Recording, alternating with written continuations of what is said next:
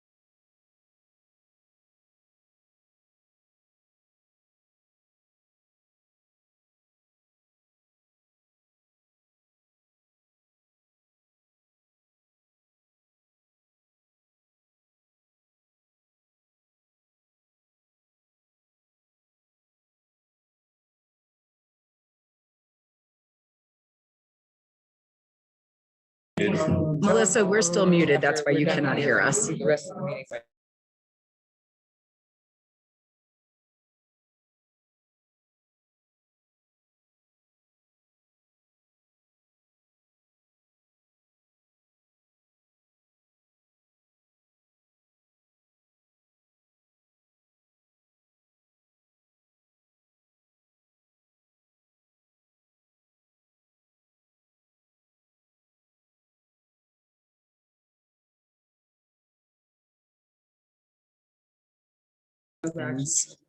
Please excuse me for a minute. Oh, yeah.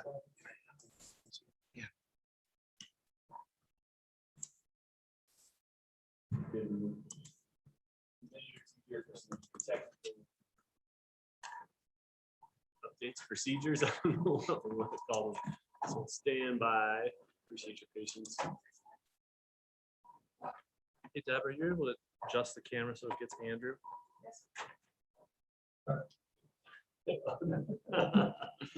But he needs to not lean back.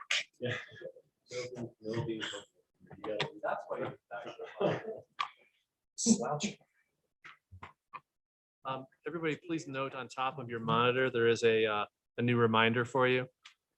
When you're speaking, if you lean in so you're close to your microphone, that really helps with the audio on the other end for the listeners around the world.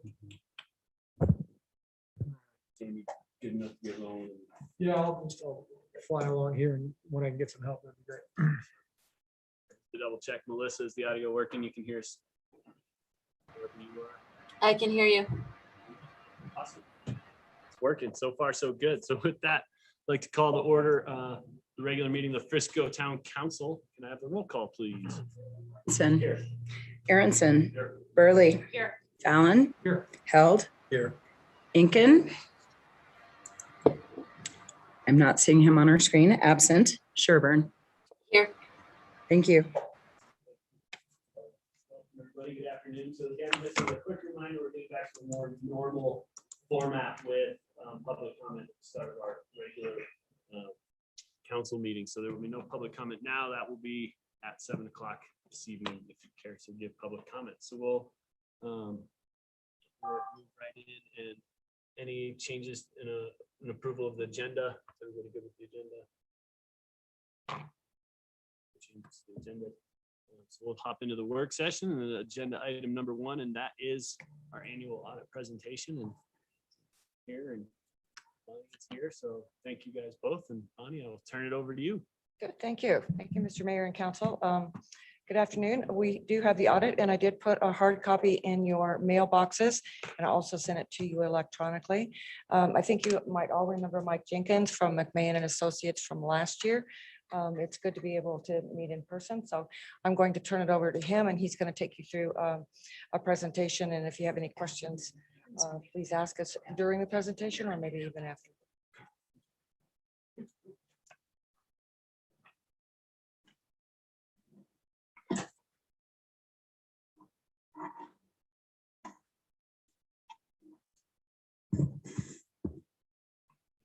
Good afternoon. As Bonnie mentioned, my name is Mike Jenkins. I'm a partner with McMahon Associates, and it is my pleasure to meet in person with you all to present the results of the 2020 audit for the town of Frisco.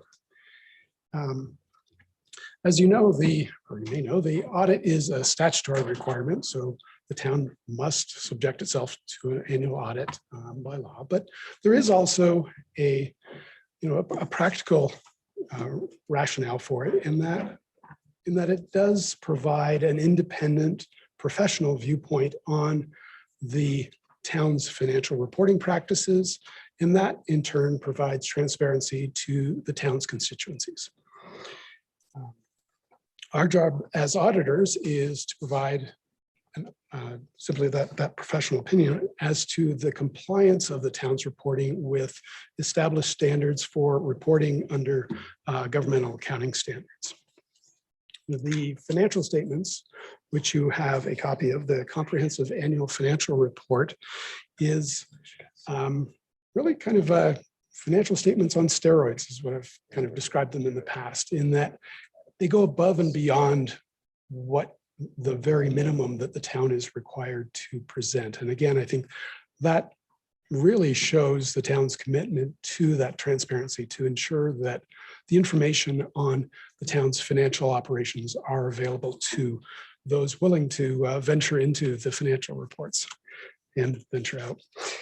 So in addition to the basic financial statements, the comprehensive annual financial report also includes management's discussion and analysis, which is really, if you're going to go anywhere and want to find probably the Reader's Digest condensed version of the financials, that's a really good place to go, where Bonnie and Dylan have gone through the financials, and both by way of graphs and tables and some financial numbers, really presented the highlights of the financial results and the financial position of the town at the end of the 2020 fiscal year.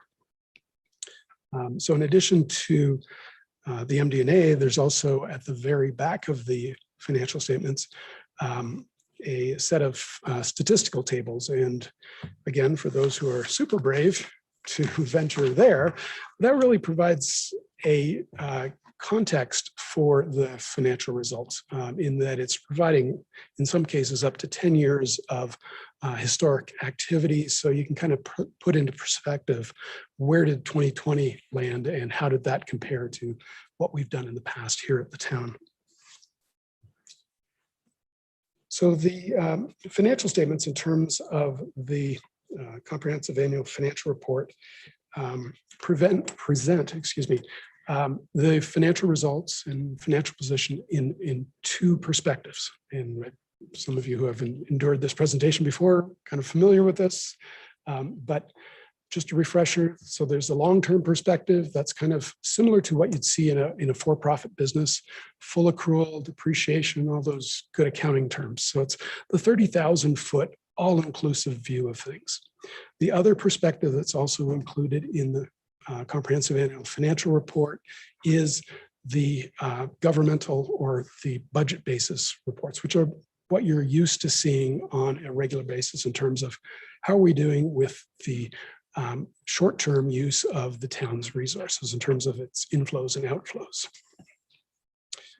For us to be able to issue our audit opinion, our staff spent a week in March documenting, understanding, working through the various departments and with the staff at the various departments, just understanding how do the town's financial systems work? How does cash and resources come into the town? How are they recorded?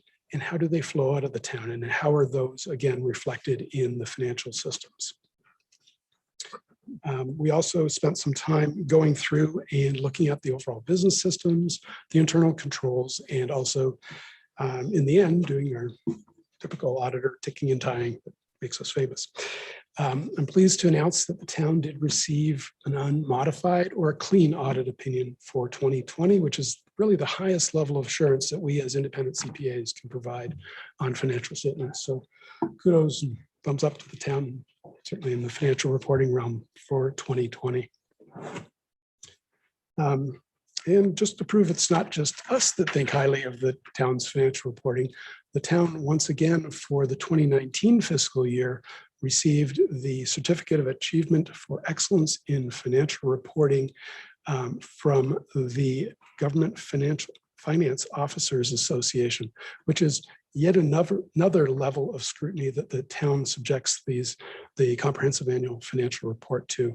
So these guys are digging a little bit further, making sure that everybody did their job and that really these are the highest quality in financial reporting that you can see. So again, kudos to Bonnie and Dylan and the finance staff for their hard work in 2019 as well as 2020.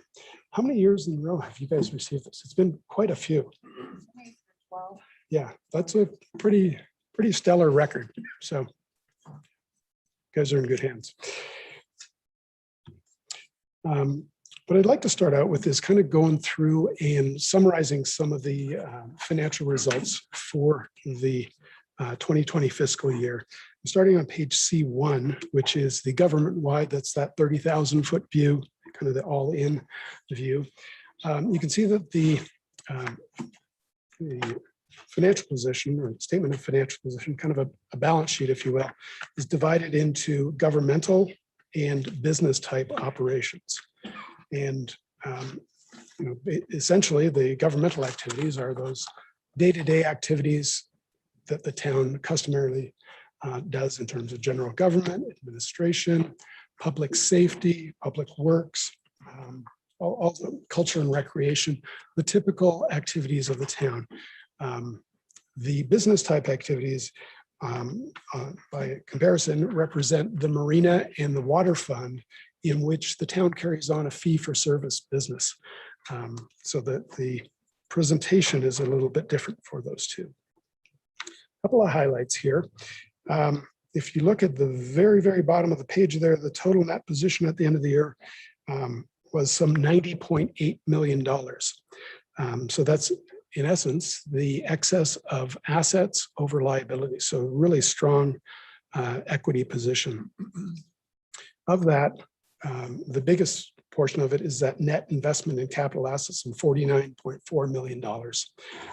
That's essentially the historic value of the town's investment in its capital assets, buildings, roads, vehicles, equipment, net of depreciation, and any related debt. So really a solid position there. That's about 54% of the total equity. There's a number of items there listed as restricted, and those include not only the required Tabor reserve that's mandated by statute, the Constitution actually, and but it also includes some $6.7 million that's restricted for affordable housing, and that's the Summit County 5A fund. And then at the very bottom, you see the unrestricted, the $33.2 million, or about 37% of it, which is unrestricted and available for ongoing operations in 2021. Another thing I'd like to point out here is that at the very top of that statement, you'll see the town has, some $36 million in cash and investments at the end of the year. That's about 35% of total assets. And that's really a very liquid position. So it means that the town has the resources when necessary to be able to access and utilize those funds for town investment. What number for that number would give you concern? How much above? That's what I'm saying. Where That number right now is, I think you said 31 million, our total in terms of cash, reserves you've got for cash. 36, I think is the magic number there. I think what you kind of look at, and we'll kind of get into it in one of the later sections, is how is that as a proportion of our total assets? So we've got a third of the town's assets are liquid. So I think I know think that's good. yes. What number is bad? I think 10%. Would you be cautioning us to do something? I think the metric, and that is a really good question, is looking at it in terms of what do we have coming due and what is kind of in the pipeline. I think if you were much lower in the 10% area, yes, I think it'd be okay. Let's not get crazy. Let's make sure we have, because we have reserves in place to deal with not only what we have planned, what we have budgeted, but what comes out of the blue and kind of hits us sideways. So we want to make sure that we do have liquid assets in place that we can react to kind of those unforeseen circumstances that unfortunately inevitably arise. So yeah, 10% is probably a good benchmark, at which point you say, maybe we need to be a little bit more concerned about that. We have that much extra before we could spend that much extra before we have to start really thinking we're getting to a bad place. Am I understanding this correctly? It's that's no insult intended, but that's a simplified version of it, because I think you have to, as I say, you have to take into account what are our planned utilization of those funds. Like, do we have, for example, a significant capital project that is going to require funding in the near term versus as we collect resources during the year. So but yes, I think at that point you can say yes, we've got some some availability of funds to utilize. Thanks. Yep.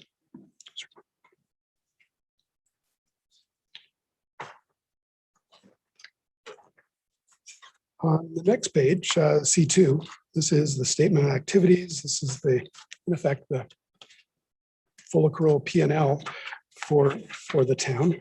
I'm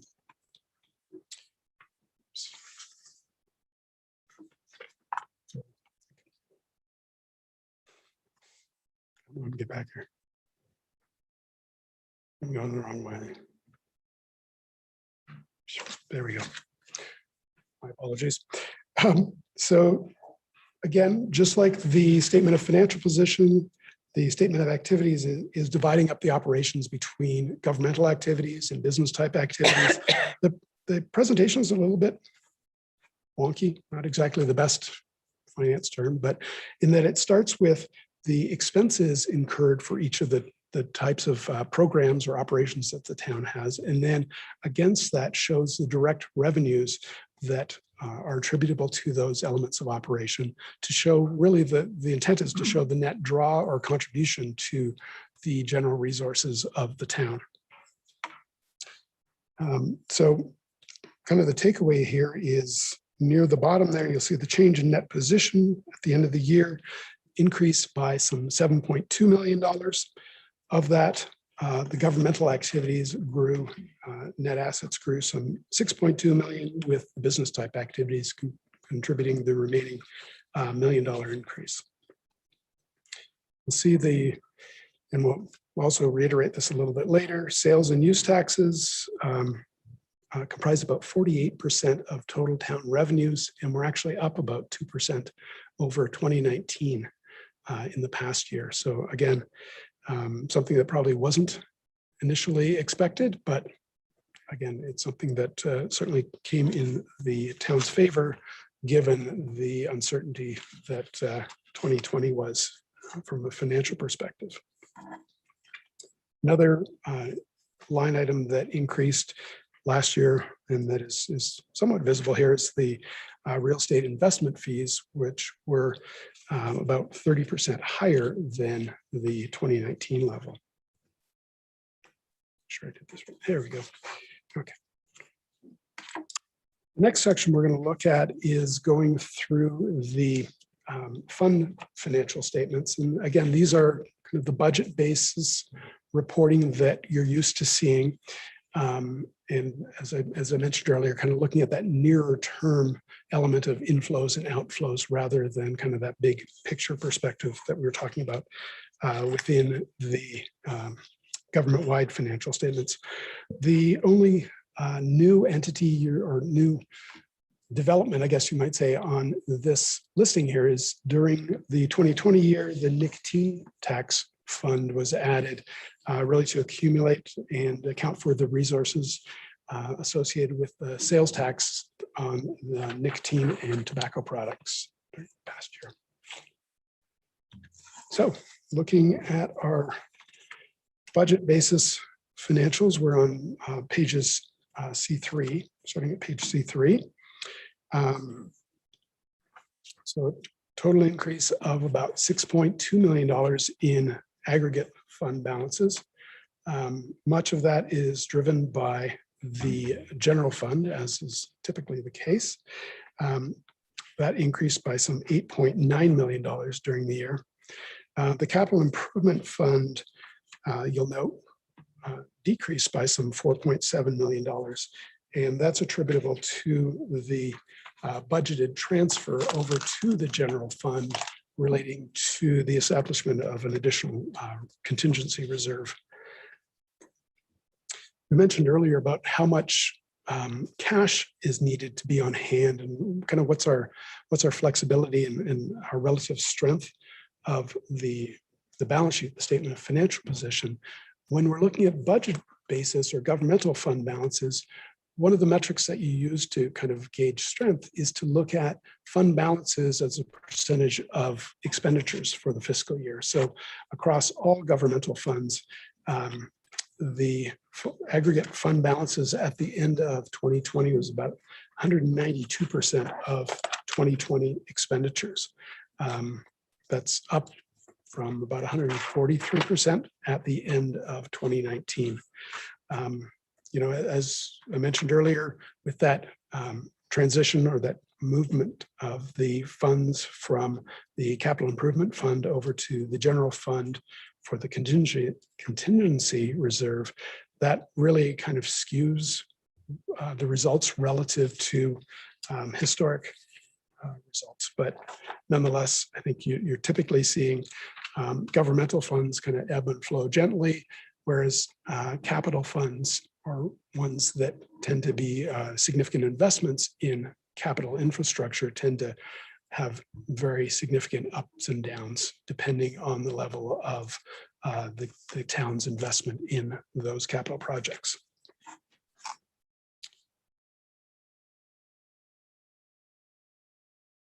So this is a graph just kind of presenting, I guess in a much easier to digest way, kind of what the trend line is in the town's fund balances over the past 4 years. So you can see that red bar there is the general fund. You kind of see the trajectory there is in an upward manner, but it shows nonetheless, even with the 2020 numbers, it nonetheless shows that the trend is in a steady growth pattern. Again, with that eye towards having sufficient reserves in place, consistent with the town's reserve policy. Just in terms of where does the cash come from, this pie chart shows really the re-emphasizes the town's reliance on tax revenues, and just that, because that also includes property taxes as well as sales and use tax, there is some variability there that require or necessitates perhaps a stronger and larger fund balance than one might see in a municipality or an entity that is purely property tax based, because you are subject to some risk of greater variability in sales tax revenues. Again, this is showing that, again, the just overall trend line is in an upward manner. You can see over that 6-year period that the growth is certainly there, but that bottom section there is the sales and use tax, and again, re-emphasizing that reliance on that variable revenue source.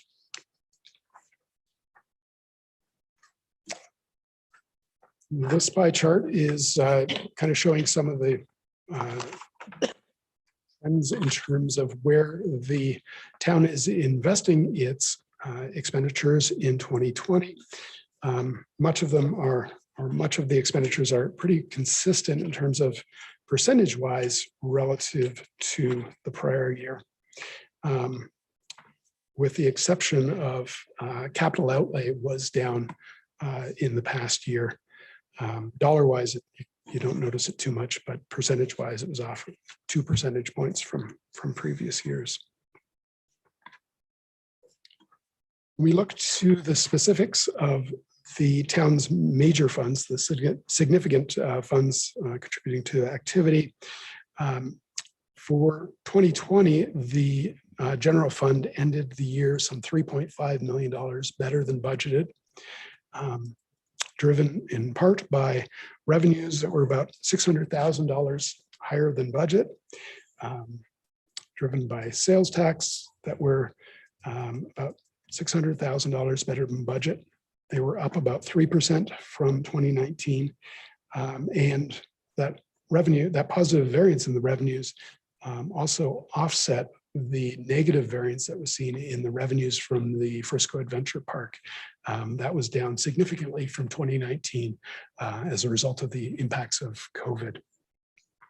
Expenditures were some $2.9 million less than budgeted for the year, which is positive budget variance. That in turn is the cumulative effect of positive variance in all the categories in expenditures, but most especially special events and other line items within the culture and recreation section. And that's simply, again, COVID. The Summit County Housing Authority 5A fund, again, accumulates those monies for affordable housing. Revenues were about $225,000 higher than budgeted, driven again by higher sales tax revenues. And on the expenditure side, a $2.3 million positive variance driven by delays in capital expenditures. So the anticipated expenditures that were going to be made in 2020 were not. Overall, the fund ended the year some $2.5 million better than budgeted. Capital Improvement Fund. This is again accumulating those monies for the major investments in the infrastructure of the town. Revenues were some $600,000 better than budget.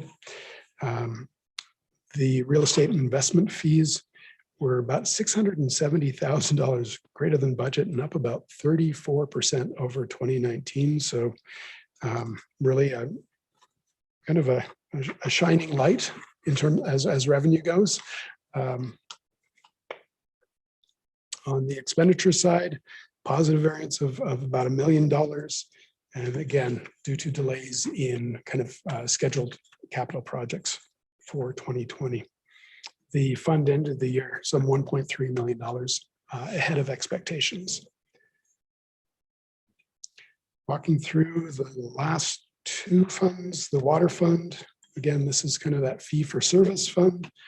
Revenues were $106,000 below budget, but they were up some 25% from 2019, and that reflects the rate increases that were implemented at the end of 2019. On the expense side, positive variance of about $800,000. That again, delays in planned capital investments were not made during the past year. So the fund ended the year some $600,000 higher than was projected. And lastly, the Marina Fund. Revenues were up some almost $1 million, some $900,000 for the year. Pretty conservative budget combined with really high activity out there. So reflecting people's desire to get out somewhere, and out in the water seemed to be a good way to be at least 6 feet apart. On the expense side, there's a positive variance of $183,000.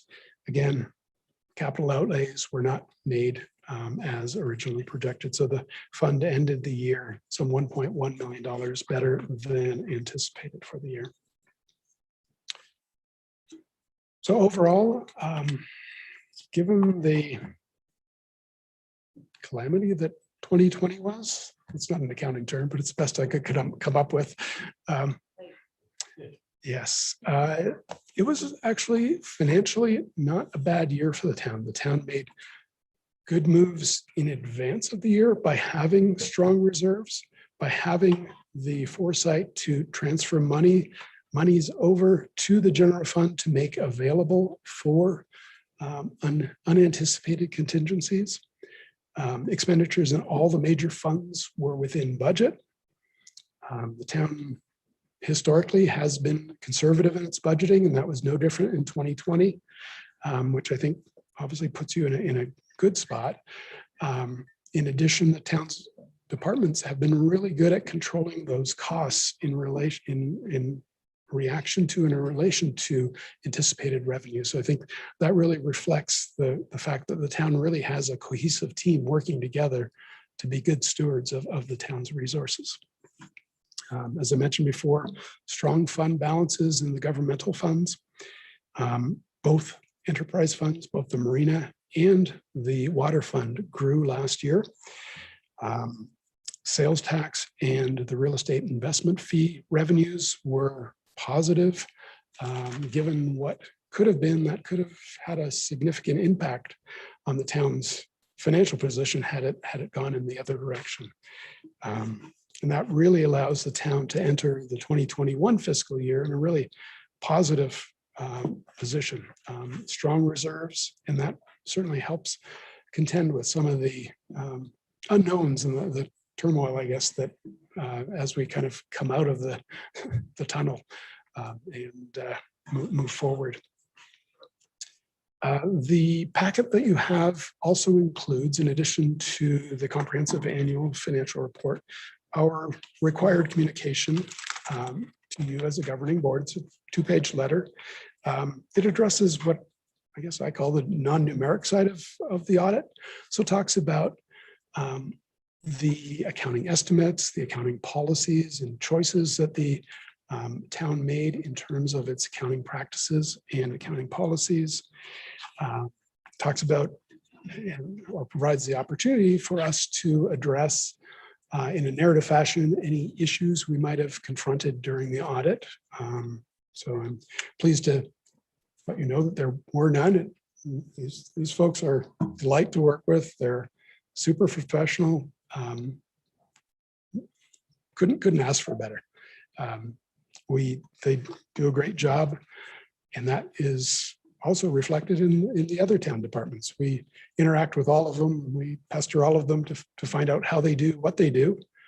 And they are all invested in doing the best they can with what they have. So I think that is something that I think you as a town council should take great comfort in.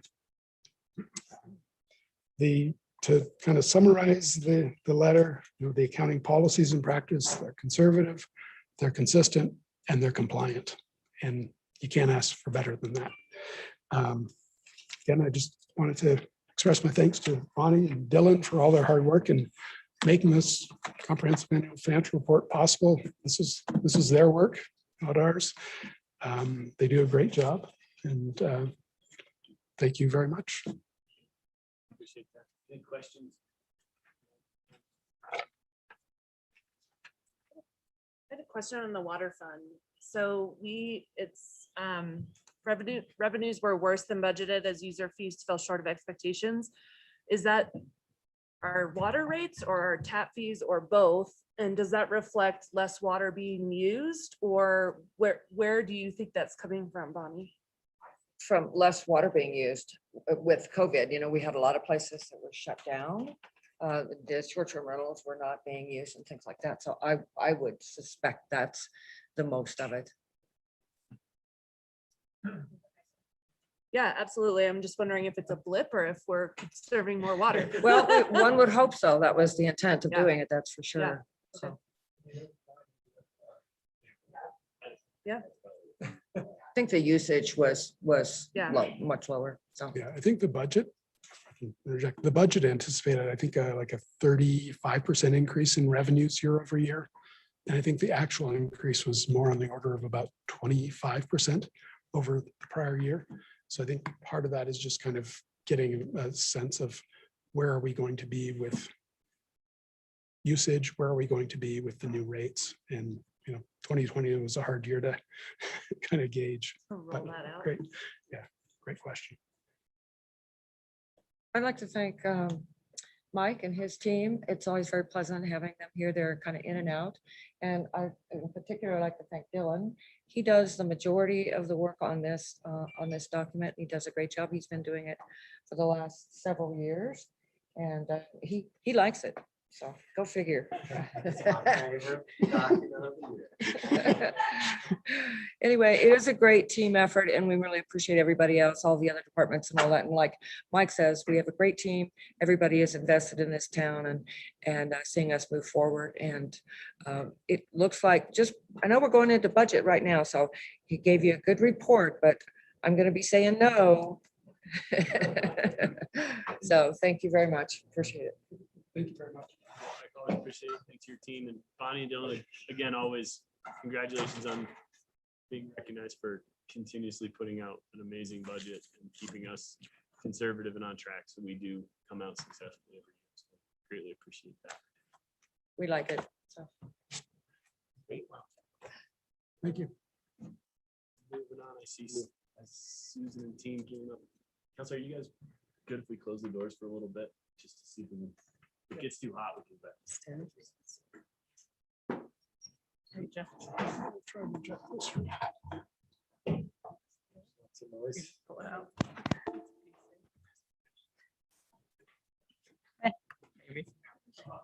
Oh, I thought we were having a replay. It's better the second time. So, but it's not right now. Gets hot.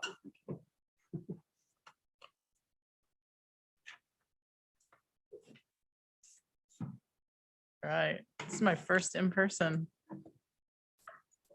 Good to be here. Yes, it is. So Frisco Trails Master Plan, this is kind of just a refresher and an update on what we've accomplished, I guess, in the last few years. I know Pete gave an update in 2019, I believe was our last update. Plan was crafted, drafted, and adopted in 2017. So a lot has happened in those 5 years. And we just want to give you an update and remind you of what all the plan contains. So it's all trails. It's not just soft surface hiking and biking trails. It's also rec paths. It's our striped shoulders. It's our sidewalks, routes to school, routes to shopping. The plan originally was broken down into 4 planning areas, and it had a lot of high level goals. And it had some very, very specific, build this trail here, fix this sidewalk here. So we're just gonna kind of go through it for you guys, high level planning area by planning area. Planning area 1 is sort of Frisco's gateway, exit 203. The recommendations for this area mainly deal with getting things from the residential neighborhoods adjacent to the gateway, improving those connections and getting people over to the commercial area. Although no trail improvements have been completed in this area, the plan recommendations are being taken into consideration by CDOT in their planning efforts for exit 203, which is a good thing. We know from the work on the GAP project that when we have a plan in place, they are able to look at that plan and follow our recommendations. The town did budget in 2019 for 2 trail improvements that unfortunately were not completed because of private property issues. And those are trails that we would continue to like to pursue and keep kind of on the back burner. But that's the Walmart Trail. It's shown as C4 on the map. And then also the 9,000 divide to Beaver Lodge Road, which is shown as C2 on the map. And that is connecting sort of that Frisco Bay townhomes to over to where Village Vitamin Cottage and that is. Another trail of note in this area is what's shown as T7 and T3. And that would be a new soft service trail that connects North 10 Mile all the way over to Salt Lick in Silverthorne area. That's a project that the county has been trying to coordinate with the U.S. Forest Service. And I know Pete has been helping with that effort. There's nothing set in stone at this time, but it is still being considered, and we're trying to push that forward with the county and with the Forest Service. Planning area 2, this is kind of our central core. This is the heart of the town, I guess. So several significant projects have been completed that I'm sure you guys are familiar with.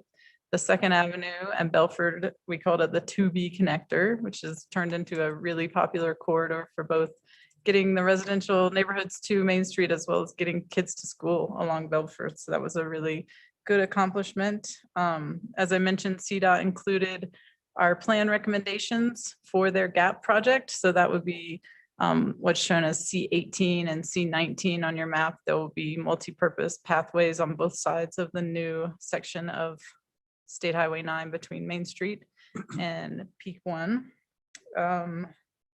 What else? Oh, and the tunnel. Obviously, the tunnel came in through as a part of that project, and both the 2B connector as well as the tunnel project were accomplished with TAP grant funding from CDOT. So those were both great achievements in that area. I think with that, I'll turn it over to Pete for planning area 3. Planning area 3 Yeah. is the Where do you mighty want? PRA, which is my backyard. I don't get enough time outside here. But the biggest thing to talk about here is we received a GOCO grant to fund the trail construction out here. As outlined here in 2017, town council identified these trail segments as priorities, and these were our first priorities for construction. We have gone and are continuing to go well beyond what's here. So GOCO has paid for 3.75 miles of new Nordic trails, 8 miles of summer multi-use, called single track, and 3.7 miles of existing trail improvements. In addition, they're funding what will be "You Are Here" signs and existing signs.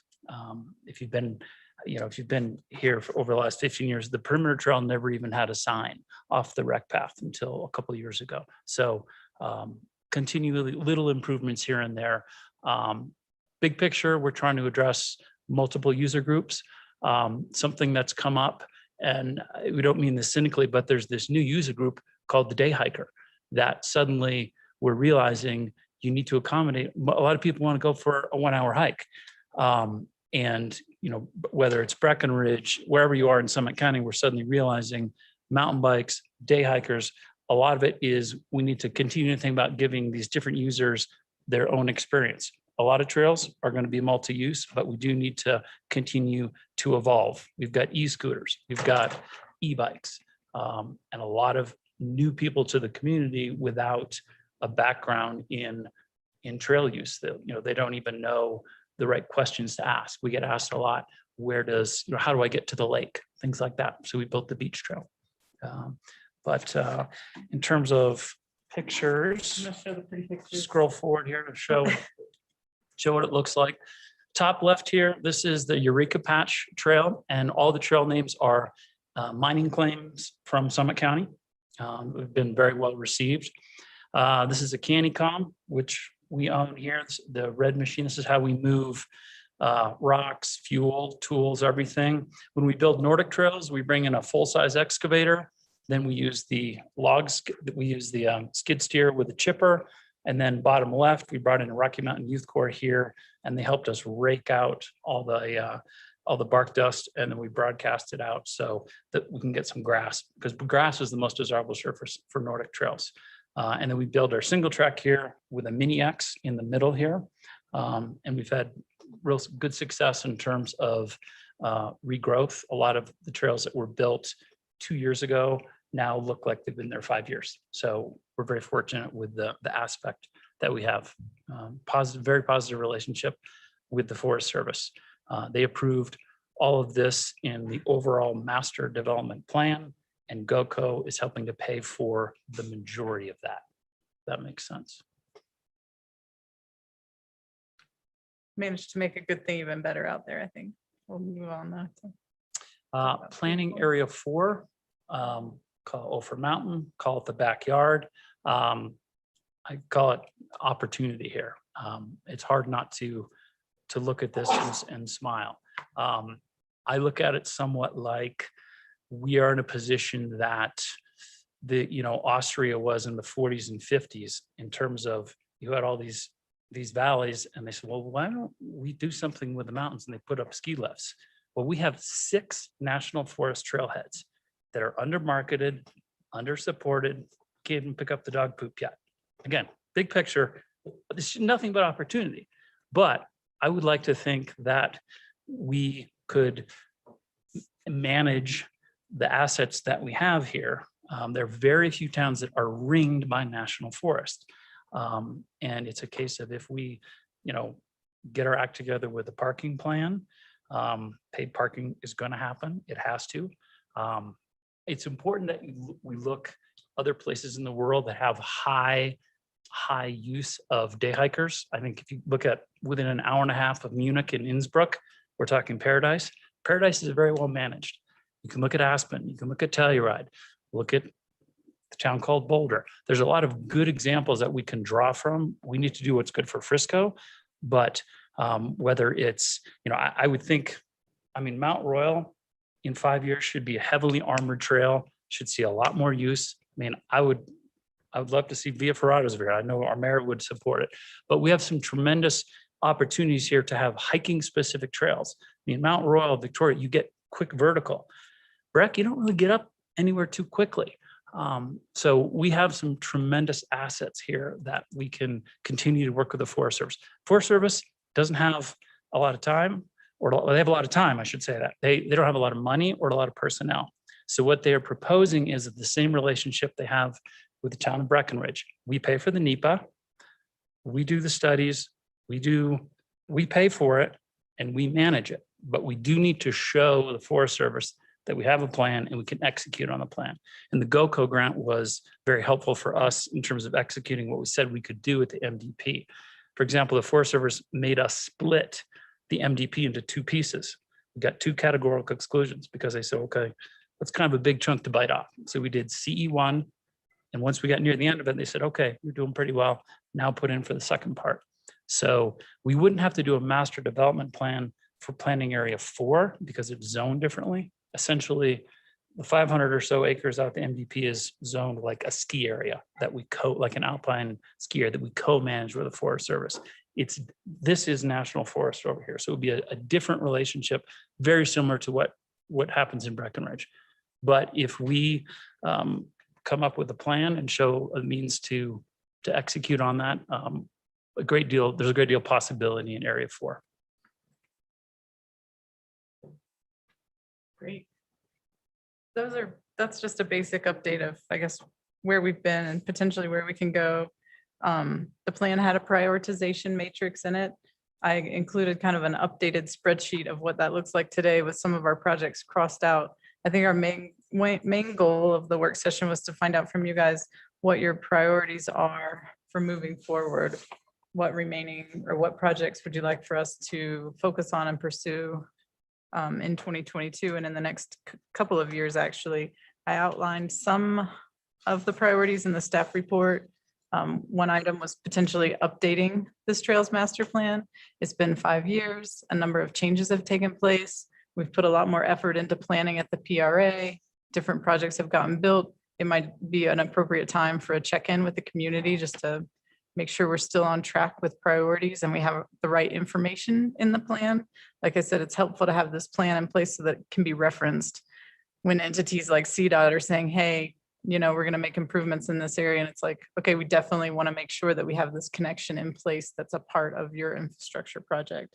So updating the plan, as Pete mentioned, the potential for pursuing kind of a management program with the U.S. Forest Service for Frisco's backyard. One of the low-hanging fruits of the plan was just to create a consistent sign and wayfinding plan throughout town. Right now, it's a little bit piecemealed, and that was one of the recommendations, along with making sure that you don't have any paths that lead you to nowhere, that it's clear and understandable to get you from A to B, so that we have a consistent wayfinding package and consistent striping and signage throughout the town. And then another item that was a high priority was the creation of a 10-mile creek trail. And I think that really needs a little bit more research on what easements are out there, what is in place, and what could we achieve, in the context of the community. So those were our just high-level recommendations, but we really wanted to hear from you guys about what's important and what would you like us to pursue and bring back to you as part of the budget process. Just to start, I wanted to say, Susan, Pete, and Diane, to all of your crew and trail crews and everything else, huge accomplishments, great efforts across the board. And it makes me pretty proud to be going to other parts of the county and everybody telling me how good our trails are and how much amazing work we've done recently. It means a lot that your efforts have proven that. So I think this plan has helped that to happen. So thank you all. That's important. Pete's energy shows it's what we should have based on where we are, and we're getting there finally. So thank you. Appreciate that. Anybody want to jump in with thoughts, direction, where we? Sure, if I priorities? may. Thanks. Pete's got plenty of energy, that's for sure. I think he suggested council going to Innsbruck and looking at trails, but. Oh, I heard that too. Yeah. Well, it is, but in all seriousness, when you start thinking, well, how would this work? How would this work? There are there are a lot of very good examples. You can find a lot of likely places we would end up out there. Something else to think about, I spent a lot of time looking at economic impact studies of users. And there's some really nerdy, deep studies out there. If you want any, let me know, but you're in the 75 for the dirt baggers to 250 a day. So there's a range. I know Vanessa would love an economic impact study, but let's think about, bringing in visitors. Great. It makes a cash registering locally here, but at the end of the day, it's also great for locals. So we have the assets here. We just need to keep moving with it. Absolutely. I appreciate that. I've been to Innsbruck, and it's incredible what they've done with their forest and just how they manage. But on that, in area forests, with how much work you've already done, it would be great if we could maybe work together with Don and work on our fire mitigation plan as well, because that's tied right in there, and you need NEPA, and it's the same thing. While we're creating trails, we could mitigate. So that would be awesome if we could connect those dots there. And I would be happy to pursue that with you. I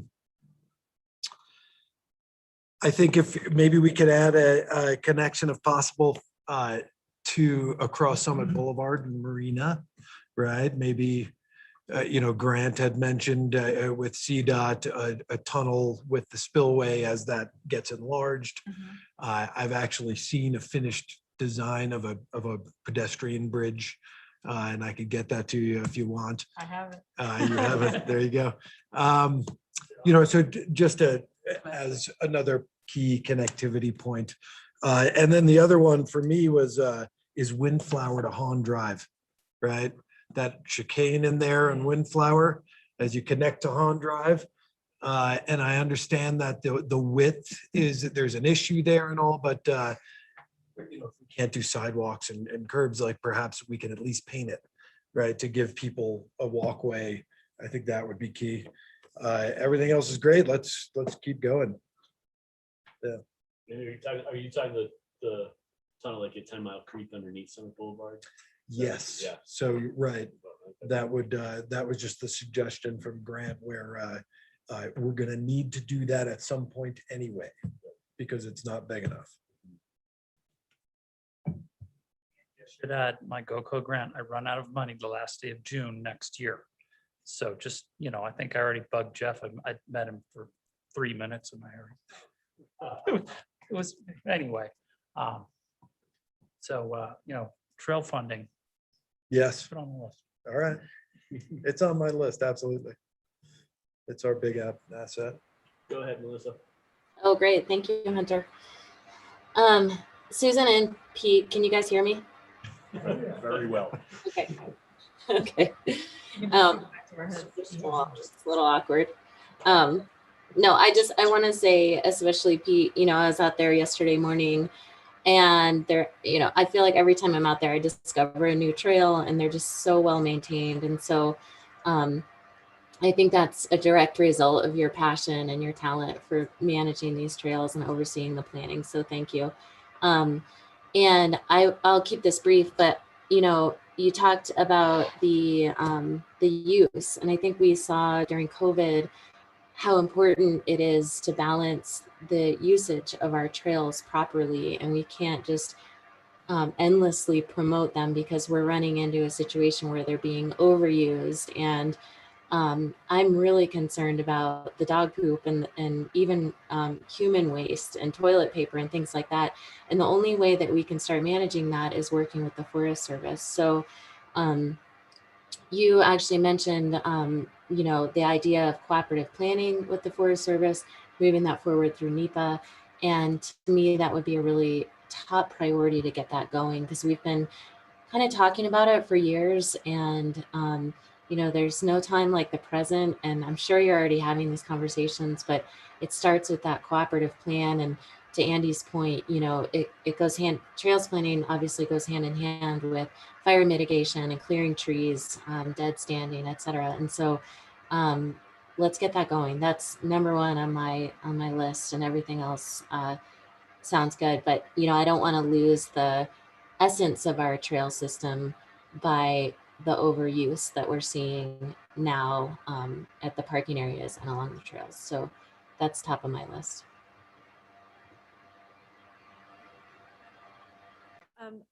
I want to just echo everything that Melissa just said. I couldn't have said it better myself. And as somebody who has Frisco's backyard in her backyard, literally, the management and the partnership back there is so important. So I'll just leave it there. But my second priority would be kind of that gateway area and trying to increase connectivity for people who are trying to commute and shop and get across the highway. We see a lot of pedestrians out there, and it's a very intense car use area. And so, Susan, to your point, just having a really strong plan in place so that we can go to CDOT and say, this is what we're looking for, and it's only going to get more intense as Lake Hill develops. So Yeah. I think that would be my second priority.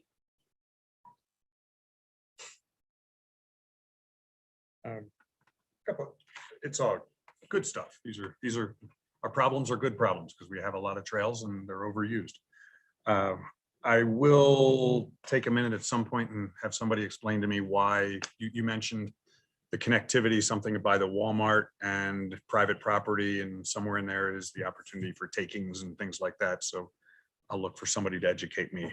I think it wasn't I wasn't a taking issues. I think it was, we were having a hard time getting in touch with the right people at Walmart to be able to put small portions of the trail on their property so that the connections worked with the grades on that side of the road.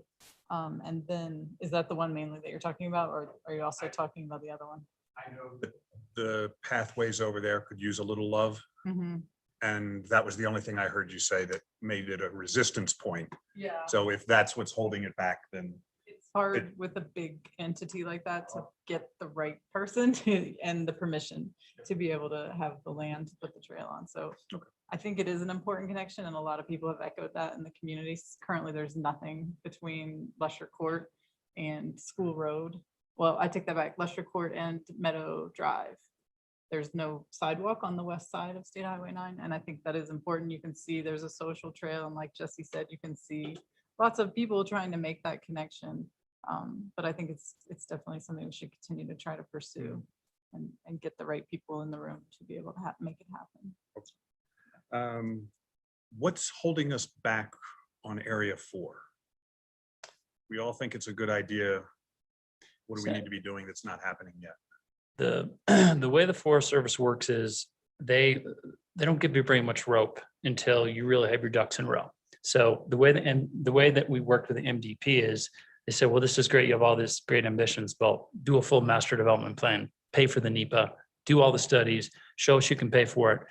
Then we'll give you permission to do half of it. So, and I said, well, how soon can I get permission for the second half?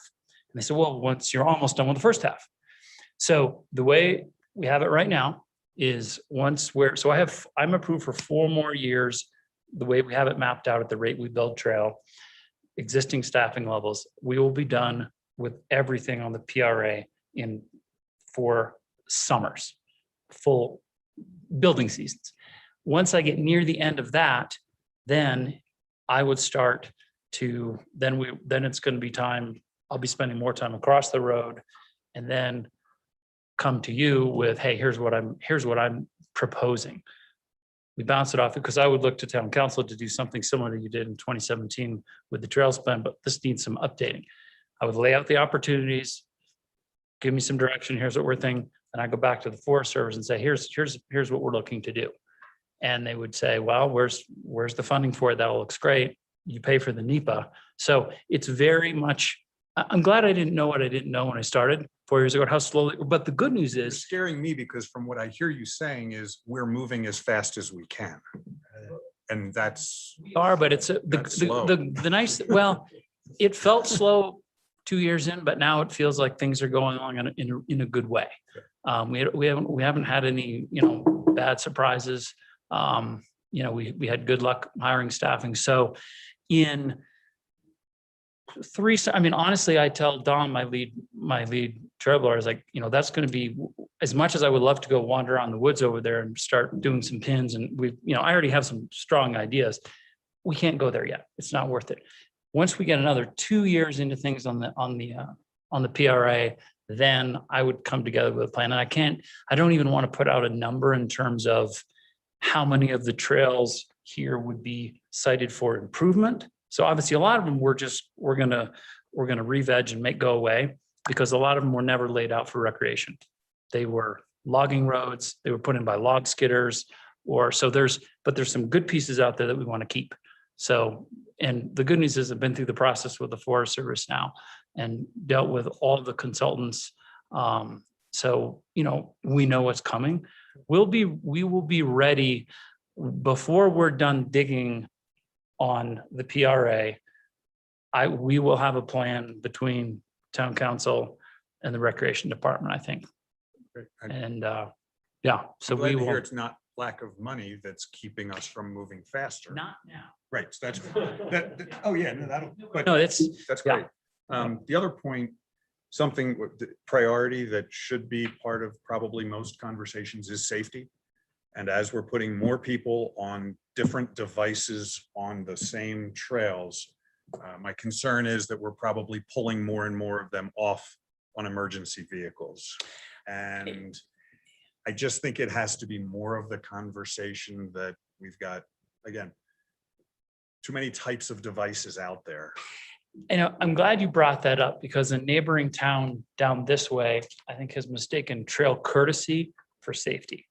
I have 2 kids that are out there, and I see everything as a parent of an 8-year-old is like, that's a little dangerous.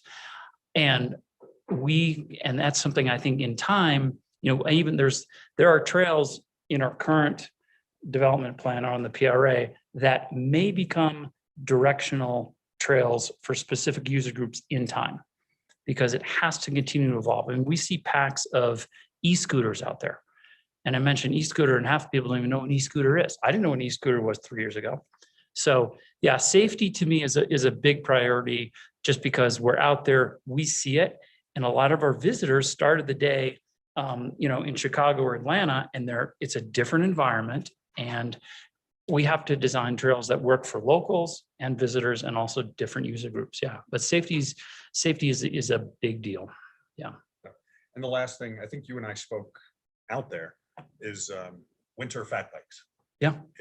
Would love to see, I think you had in the report kind of throw out a test. I don't want us to be in the business of renting fat bikes. That's just another business that I'm not in favor of town being in the business, but some way or another of offering, especially locals, moonlight fat biking, some way or another. It's just throw it in the pile of suggestion box things. It's right now, it's a staffing and a budget issue it's really about grooming. And I run the Nordic Center, and I fat bike 3 mornings a week in Breckenridge. So I'm all about it. But to do a quality experience, we are not in a position to be able to groom. It almost takes Breck has 2 guys that aren't grooming for skiing, that are out there grooming for fat biking. And also it's the best riding there is free. So I feel like for us to charge for it, we need to put together a quality experience, a worthy experience to charge for it. Or if there's a funding mechanism down the road where it can be free, great. But we're just not quite there yet. And I don't want to misinterpret that comment as a priority. Okay. If it's something that's on the table, let's talk about it. But the other thing is, when it's a great winter, no one talks about their fat bike. And then this year was not a good winter, and everyone's all about their fat bike. So it's tricky. So Yeah. Yeah.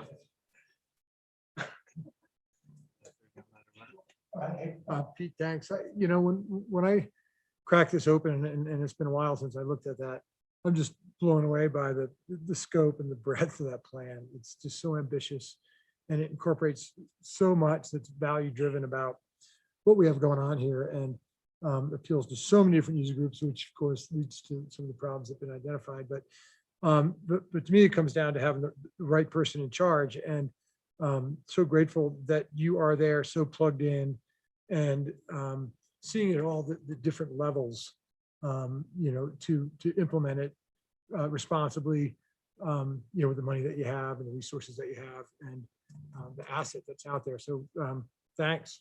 It's one of those things that it's great to know. I just don't need to worry about because you're on it, thinking about it every day. So thank you very much.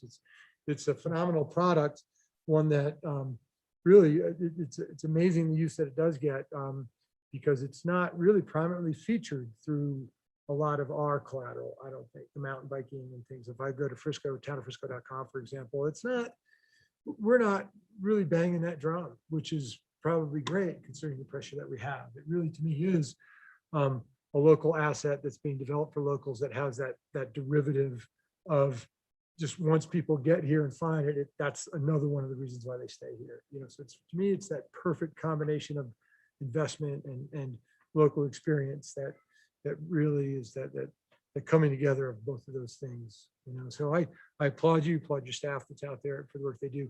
The thing that aspirationally I've always been interested in is the connection to the Salt Lake system. That getting north, taking some pressure maybe off the North Mile Trailhead.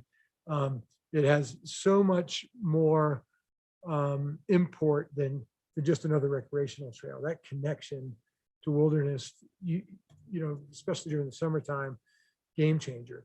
And I remember being at some meetings, with Greg Pearson 15 years ago, about the potential for that. What is going on with that? What is just the kind of thing that there's a pin in it, and what has to align for that to become more of an attainable? It's in a good place. It has, so it would have been last fall. We had myself, a couple people from the county, Forest Service, all did a site walk, and then we met with one of the Guybersons joined us. So what came of that is it was proposed. Someone, I forget who specifically it was, said, well, we identified originally it's two different segments. Was it T7 and T3? So what if we put the whole thing in as one? And I think it was the Forest Service that suggested it in terms of let's look at all as one thing. I mean, CDOT's involved in terms of, because the elk crossing, it's multi-layered, but the good news is everyone sees all the upsides to it. Right now, it is with the county. The county is going to put in the NEPA. The Forest Service initial concerns were elk habitat. In terms of the corridor, the county's laid out they did a great job. As a trails guy, you're always curious to see where someone's going to put it, and couldn't have been happy with it. Great alignment. So I feel like things are in a good place. Once we get and the one thing with the NEPA is you might see it once it goes in, you might see it in 6 months, you might see it in 12 months. But and Susan asked me, she says, is there anything more we can do? We put in our letter because the Forest Service said, do you want to prioritize, where is this in your priorities? And we put it ahead of the segment from the kayak lot to Mount Royal Trailhead, because the Forest Service said we don't have so much bandwidth. Tell us what do you want first? And we picked that for all the reasons you outlined. The chance to link two wilderness trailheads, but also, I mean, you could ride hopefully from Lowe's to Main Street here, not touch your car. So I will, I talked with Jordan about it last week with the county. And it sounds like the NEPA submission, that's going to go in anytime now. But we've done our work, and everyone would like to see it happen. Finally, it's connectivity issue that crossing Highway 9, like everyone's already said, wherever we can, however we can, find ways to get people under it or over it, that especially in that case.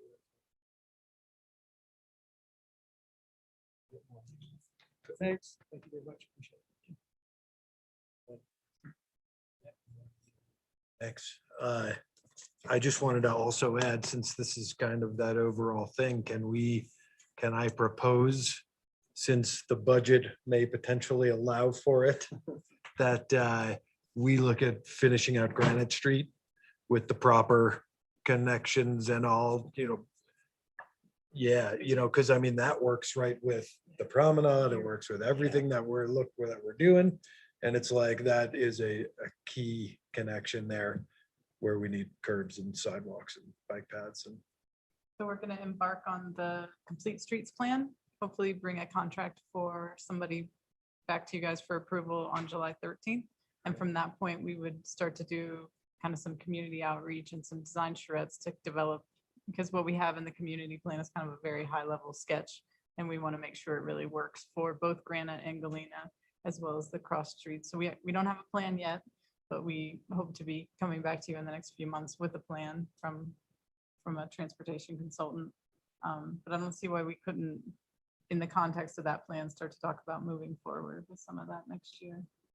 That's great. That would be awesome. And I think there's a lot of crossover for, each of these things, like the fire and the trails. And, instead of us pursuing these things separately, let's make that one cohesive plan. Thanks. Pete, off the top of your head, what is a NEPA cost for the extent of doing, like, looking at stuff in phase 4? And would we have to do it by partial trail allotment or the whole thing and then they'd still give us half? Put it all in. So my experience just on the PRA was, there was 4,000 for the person to look at the water, 4,000 people to look at animals, historical artifacts. I could come back to you with a more accurate estimate. I would think conservatively, we're going to be somewhere between 6 and 18, let's say 10 to 20,000. It could be, yeah, again, I'm not knowing as well what's out there, but you're paying a lot of consultants to come in and do it. The good news is some of it may have already been done, because anytime they have to do they're doing work, and there may be zones out there that don't need the level that another does. So again, I can't really come up with right now, but I'll get something to town council in terms of let me talk to Sam and see what he thinks. Because I think one of my, sorry, Susan, go ahead. I was just gonna say, I think our goal for this meeting was to find out what your priority are, which ones you want us to focus on, and then be able to bring you back kind of here's how to achieve that. Here's how much we potentially might need to spend to make that happen. Help with that, or did we give you the all of the above answer? Yeah, make it. I think you were very motivating. The fact you want to know what's the timeline to start to looking into that. So if we can get a timeline and some dollars attached to it. Because Yeah. also I'm thinking the county is going to share costs and the Forest Service will share costs. Do you know what I mean? I don't think that project is all on us. Pete laughed, but I'm serious.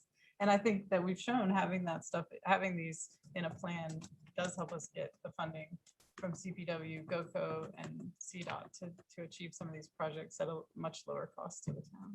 So. And I think that the only thing I'd just reiterate, I think the easy, something we can do now is really look at that wayfinding, some of the safety. And I've been now riding since the tunnel's there to the PRA and back. And if you're coming back from the PRA, get off the bike path from underneath the tunnel, and it deposits you into oncoming traffic with no signage and no. Yeah. And I think there's a few spots around town that's to kind of, and it's because we're growing and things are changing more than we expected in different ways. And I think maybe just a quick tour of all of our kind of commuter paths to see where those problems exist, and quickly kind of simple signage. We have a sign shop would be a big priority for me, just to kind of easy to clean up and make things back to the safety point and getting people commuting and feeling like riding their bike around Frisco is easier than driving, which right now it is, or walking or e-scootering or whatever it might be. And then quickly, Pete, just because since we have you here, and I think it would be good, can you talk to us about the Nordic Trails we are building and kind of the grand scope of some of the capabilities those will have with future races, future events, and why some of that's important with this? Yeah, so the Nordic Trails will have the majority of the upgrades done by we're doing them next summer. So you'd be skiing them next winter. All the new trails that we're building are wider and they are camber corrected. So in terms of higher level racing, the trails would be at a level that we could get them certified to host higher level races. The it's not right now, it's not, it is a little bit about the trails, but also our infrastructure is a challenge. Just, so it's funny, we have the hardest part, what we call the stadium area. We have a large flat area, which is what you need to start and finish a race. But we're a little too far away from the hills to get the necessary vertical, the required vertical to put on a race. So as we're improving the trails, so we're bringing all of the trails, the technical term is a homologated level of trails. So in theory, you could homologate a number of our trails out there. Something to remember, a homologated trail isn't as steep. The corners aren't as sharp. A homologated trail isn't necessarily better. It just means it's wide enough to host a specific type of race. A World Cup freestyle race, skating race, mass start has to be really wide. You can host a classic race, individual start on a narrower trail, but the specs in terms of how steep it is and how sharp the corners are. So all of these are getting, essentially we're sharpening the nugget that is the Nordic Center out there. It's still a little rough. I mean, if you look at Jody's loop in the summer, if you go around it, it's 2.5 mile loop, you can see there's places where it's beautiful. It's 18 feet wide, it's flat. And when I say flat, I'm talking camber, side to side. Old Jody, it's shaped like this, and there's rocks. And the good news is it's also helping our equipment, because we were damaging the tiller a little bit too often, because in the past we had beautiful forest. So we held more snow. It did snow more. We all seem to think it used to snow more. I think it did. So the big challenge we have is, since we cut down the trees in 2008, we need to hold snow. And the best way to do that is where it's exposed. You'll see we're building these buck and rail fences. It looks like you're on a dude ranch, but they're wonderful snowmakers. But we really need to improve all of the trails out there, pop the rocks. So that's what we're doing in terms of bringing all the Nordic trails up to a standard. We'll go back, once we're done with the trail expansion, I want to go back to Frisco Bay, pluck every rock. And I mean, I've spent a lot of time skiing in New England, and when there's 6 inches of snow, it's open, and we could get there, but we need to pop some rocks. So the idea is that we could open sooner with less snow once we bring more of the trails to a higher standard. But the new trails are great because we're building them exactly how we want. So FIS drops their altitude restriction, which is hosting World Cups. Yeah, 5 years. good luck with that. We'll keep But They're no, easy. we have I have a 5K that has been, verbally, I've been going back and forth with the FIS in terms of like, yeah, that's great. Once it's ready, then they'll pay for the site visit. They come out and do the site visit, go ski around and give us the stamp, and we pay our money. So in time we can get there. It's more infrastructure, just bathrooms and structures. I mean, we got a 1-room Nordic Center. But again, the trails will be ready within 4 years, actually 2 years. So. Clarification, did you guys, Susan, you get what you need? I think we got what we need. Put it to council that I think this would be, seeing in the staff report some potential budget shortfalls or issues around that in the future. This might be a great place where I would like at some point for us to discuss single-use plastic water bottles in town. Maybe doing that as a dedicated funding source for trails. Meet some of our obligations to cleaning up our environment and our town and our landfills, and making that money pay for what we all want to do when we're outside. So if you on that, I'd like to bring that back and see where we can land with that. But thank you guys. I really appreciate it. And thanks for all the work, and see you guys out there. Yeah, thank you guys. Thank you. Next item on the work session is presentation from the Peak School. Let's take a quick break while they get set up. Back in a few minutes.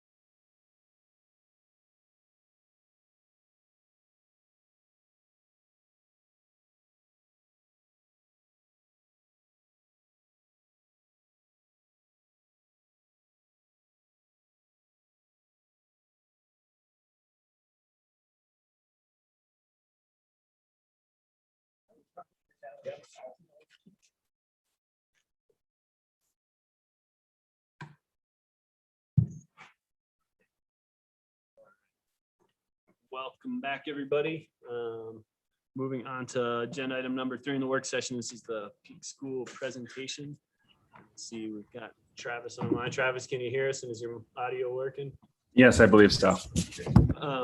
Before I turn it over to you guys, I know Councilmember Inkin has joined us. He wasn't in the original roll call, but he is on now for the record. And I want to turn it over to Rick just to quickly make a statement for council. Hi, everybody. I'm down at work, so I'm gonna turn the video on when we have a meeting a little bit later. But I wanted to say hello to everyone, and if everyone doesn't know, it sounds like I'm cleared to participate, but I wanted to let everyone know that my son does attend the Peak School on the front side of the presentation. Thanks, that's all. Disclosure, and Thad, do you have any concerns with? No, I don't have any concerns. I just briefly wanted to explain why that was, right? Councilor Inkin is raising the question or issue of whether he has a conflict of interest that would prevent him from participating in the discussion or any decision-making on this matter. As you know, both state and our local law prohibits government officials from acting when they have a conflict of interest. A conflict of interest is defined as having a personal or financial interest in a matter that is distinct from the general public interest that might be held by every individual in town in any given matter. As an example, our code defines this would be a personal interest based on his son's attendance at the school. I don't have any understanding that there's any financial interest whatsoever or any interest in the organization beyond being the parent of a child who is a student. In other words, he's not on the board of directors or otherwise involved in fundraising for the organization or the like. Is that correct? I see we have a representative of the applicant. So personal interest is defined by our code as a direct or indirect interest having value peculiar to a particular employee or board member, whether the value is pecuniary or non-pecuniary, monetary or not, which value may accrue to such employee or board member or result in such employee or board member deriving or potentially deriving a personal benefit as a result of the approval or denial of any ordinance, resolution, order, or other official action. The key to the cases that define what a personal interest is, because if you think about it, all of you, I presume, are licensed to drive vehicles and actually do so in this town. But you're also called upon from time to time to adopt parking regulations, which of course would impact your personal ability to park your own car here and there and everywhere. I don't think anybody would argue that that gives rise to a personal interest on your part. I think the analysis is very similar in this instance.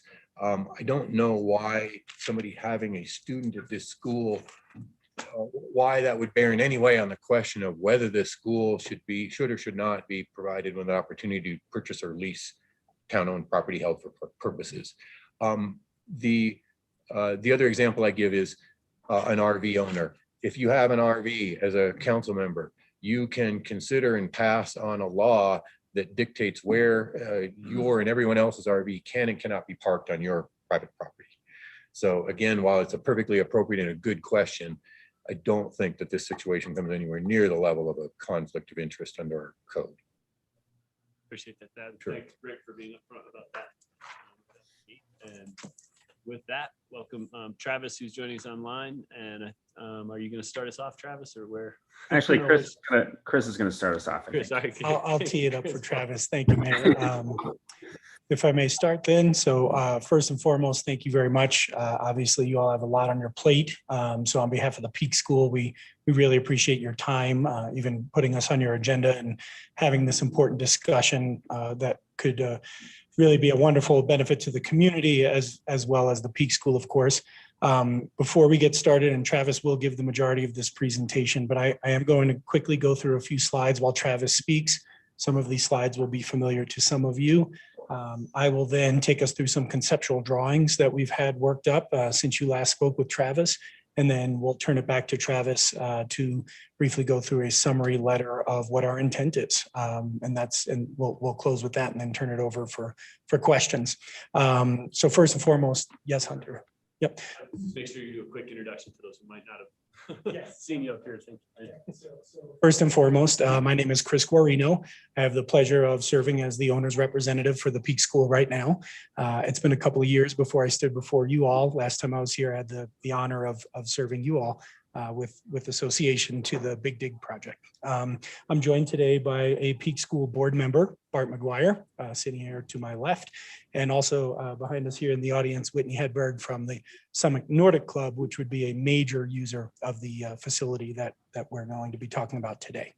So with that, I'll introduce our head of school who's joining us by Zoom, Travis Aldrich. And Travis, while you speak, I'll drive the slideshow. Great, I appreciate that. Thank you. Well, first of all, thank you for having us. I think it's been since February 2020 that we last appeared in front of you, and I'm still Zoom, so I can't say that I'm in person in that sense. But the last time we met, the council asked us to come together and work with town staff to put together a site plan as well as a conceptual building elevation. And we've been able to do that with the help of Chris's expertise. But town staff also suggested that we go back through some of our slides just to make sure that we understand why this came to be and how we got to this point. So Chris, if you can go to the next slide. So I'm just going to briefly go through this. And Whitney and I presented this last time, but I wanted to make sure that we were all on the same page. So the Peak School is a school that is 6 through 12. We are looking to provide a pre-K through 12 school in Frisco, and that's really our goal, and also enable local kids to continue to be able to use that resource. And right now, anyone that wants to go to independent school has to go over the pass to Vail, and they offer a K through K through 5th grade experience that we can't offer yet. So we can go to the next slide, Chris. So we currently have around 82 local students, and you can keep pressing it.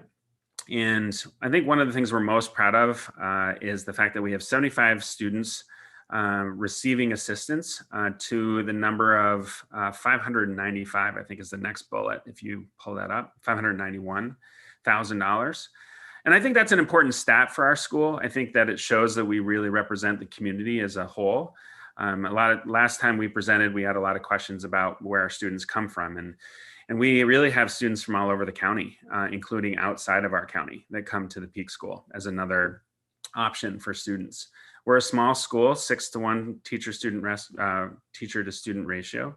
And I think it's important just to go over that as the fact that we are another option in the community. One of our main goals is to offer a pre-K option, and our pre-K, we've talked a lot about adding a forest pre-K, which is a little bit different than the pre-Ks that are already offered in the county. And this would be something I think that a lot of voters and people in Frisco would be very interested in based on the numbers that we're seeing in the county and the demand. So I think this would be a very important piece of our plan. Next slide. So I think one of the things we wanted to do last time was to give you a little bit of a picture of some of the things that we would want to take advantage of on the PRA. And one of those is our outdoor education program. We have a program that starts the year with orientation trips where we take canoe trips and hiking trips, and we would continue to do that through the school year. One of the goals of the building that we'd like to create is to create community spaces that are a little bit more desirable than what we have now. These are two pictures of examples of the types of spaces that could be available to a lot of the nonprofits, as well as Town of Frisco during the summer. And so those are ideas that we have for the new building, and we'll show you a little bit of those elevations as we get further. One of the things that was brought up in the trail presentation was the fact that in order to have a high-level race course, you really are lacking the infrastructure. And the goal of this project is to create a community building that would have the ability to be locked off during the weekends and also during the afternoons, where public restrooms and locker rooms could be available to the community. And if you go to the next slide, Chris, this would allow a lot of different options for the community, including having a FIS certified race. And by being up on the Boneyard area, it would allow for the type of race that he was talking about a little bit earlier.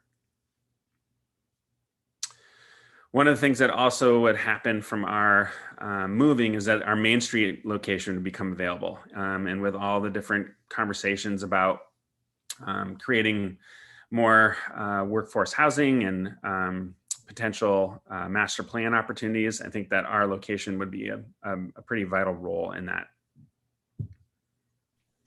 So this was our first attempt when we last presented to you. You're going to see something a little bit more in detail when Chris goes through it. But this kind of highlights the Boneyard area. And we wanted to make sure that people kind of understood the area that we're talking about. It's a very different ask than, say, the Colorado College did, CMC, when they were looking at it. I think they had a much bigger plan in place. And so ours is tucked in, and that's one of the things that we think that is really important, especially as we move forward. We're going to get to this part in a minute. I do want Chris to show you the plans that we came up with. And, you know, one of the things that we're going to mention is the fact that we do see ourselves as a community school. And that may be one of the things that we would like to move forward with, is actually calling ourselves the Frisco Community School as opposed to the Peak School, just because we still get confused with Snowy Peaks even now. So Chris, I'm going to let you go ahead and jump to the plans. Okay, thank you. Thank you for that, Travis. One thing I did forget to mention, just appealing to the potential use of the building, is I am also a full-time Frisco resident. I actually live over on Hahn Drive. My son just finished first grade at Frisco Elementary School, and he's a frequent camper at the Frisco Fun Club. So it's such a wonderful program, but well familiar with the struggles for space for the camp programs that the town wonderfully provides for our community. So we definitely wanted to prepare some visuals to start to give you a sense of where the school may head with the design direction. This would, of course, be done in collaboration with the town as we proceed. So I'll emphasize conceptual with the drawings we're looking at today. But some of the primary focuses are, as we are all not only associated with the project, but passionate users of the peninsula itself. Some of the primary focuses are discrete, tucked away, as Travis said. We don't want a large visible facility that's catching the eye of people passing by on Highway 9. So the intent here is to actually have it discreet enough that you likely would not see it from Highway 9. I'll just begin to show you what we're looking at here. The next page that I'll go to is actually a site plan that'll talk about the orientation a little bit. But this is the southeast perspective, essentially looking from the end of the boneyard, looking back on the building. So the tubing hill would be off in the distance here, behind the building. Some things like of this design would likely change, budget reasons and so forth. I'm not sure if we would continue to pursue that curved roof, although we love the look of it. But this is approximately a 20,000 square foot building, plus or minus. It is an efficient building. The Peak School is not currently looking at adding gymnasium space and a weight room and all of these amenities that they would like to have in perhaps a future phase. This is truly the square feet that would be required to provide classroom space for pre-K through 12, administrative offices, meeting rooms, and of course the community spaces and shared spaces that Travis mentioned earlier, along with restrooms and the associated infrastructure. This here, the bottom of the page, is just from the southwest, looking at the same portion of the building. But again, trying to be very respectful of the natural surroundings, no big, bright, sharp, vivid colors or anything along those lines. I'll skip to page 2, which is really descriptive, of course. So you're all familiar with Recreation Way as you come into kind of that main entrance into the peninsula. The existing bike paths are shown here. What we did is, as mentioned, there's the hill here. We did try to keep that building tucked in there behind for the reasons I mentioned earlier. The portion of the site that would creep a little bit closer to Highway 9, although sheltered by the existing berm, would be the parking area. And this is kind of where the Excelsior building is sitting today. So we would, much like you did over at the bus transfer station, we'd try to look at, low discrete site lighting as well. So we don't have big, tall light posts sticking up from Highway 9. And that would be the parking area with a safe drop-off loop for parents and you know, any kind of shuttles that may come in the future. The two-story building right here. Outside recreation area, you saw some images before of some of those kind of more natural setting playground areas, which would be great, of course, for the younger grades and also for things like Frisco Fun Club and other users of the building. And then something we're very focused on is in partnership with the Summit Nordic Club, working with Whitney and her team to potentially, as the trails presentation touched on, get a start finish area up closer to the hills where that would support the races. You know, restrooms and large meeting areas would be towards this southeast side of the building so that it's in closer proximity to the start finish area. Infrastructure would include things like AV infrastructure, power, things like that. So you could plug into the building fairly easily, set up a stage outside, whatever the case may be, all to support the races and what may come along with them. We see potential if there is, you know, is such desire in partnership with the town in the future, that potential for potentially, you know, a more indoor recreation space, some kind of a shared cafe gymnasium torium, right? Where it's kind of an auditorium, a cafeteria, gymnasium, maybe a weight room facility, you know, that could be incorporated in future phases here on the site as well. But again, that's not intended in this initial phase 1 area. So really those are the two conceptual images we wanted to share with you today.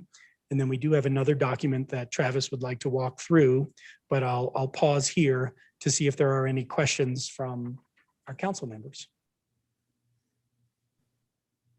Questions at this time? Okay. Rick or Melissa, if you guys just jump in since I can't see you. Okay. All right, Travis, I'll turn it back over to you.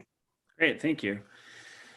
So at this point, we understand that this has to go to a vote. And we are looking to go on the November ballot. And really what we're asking is that town council authorizes town staff to work with the Peak School to develop a ballot initiative and work on the wording around that.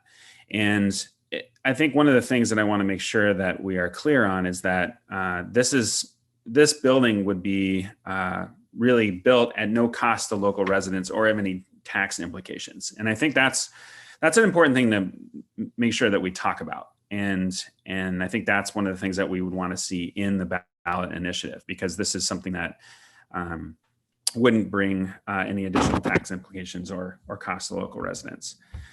So this document, if you're kind of scrolling through, Chris, it highlights our plan and how we're going to pay for the building. And then these bullet points are really the same bullet points that were in the slideshow. We just had nicer pictures for the other slideshow, which is why we decided to show that. And our goal is to continue to work with town staff to come up with a ballot question and put on the ballot in November.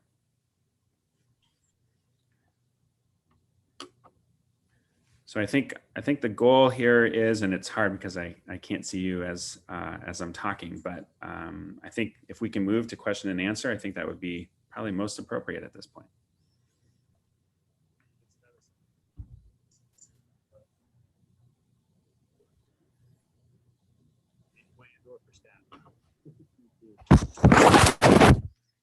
Could you remind me of what was to happen with your existing building on Main Street? Is that a donation to the town if we are donating property, or is that, how is that working? The goal is, sorry, Chris, the goal is for us to sell. And I think what it does is it allows the town to have some say in how that is rezoned, because right now it's zoned for us as a school. And so I think that's where the town has the ability to have some input on what happens.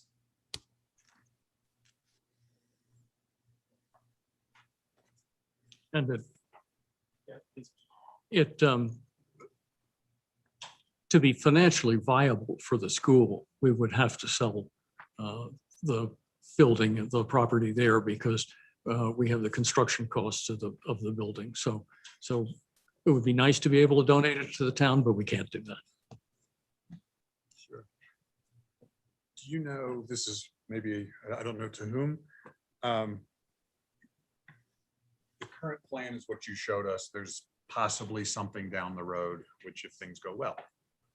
The referendum that you're asking for now, would that cover both phases? I think, that of course is to be discussed. I would say in a perfect world, the ballot initiative would include the flexibility to have a future phase, as long as, of course, it's, planned in conjunction with the town. But I think all of this is part of the conversation to be had. But yeah, truly in a perfect world, what we would hope is, we understand we have a big hill to climb to appeal to the voters and get this passed in November. So it may be tough if in the future we had to come back and do it a second time. But we would respectfully love to have that discussion with staff and the town to see if it could include some flexibility for future expansion.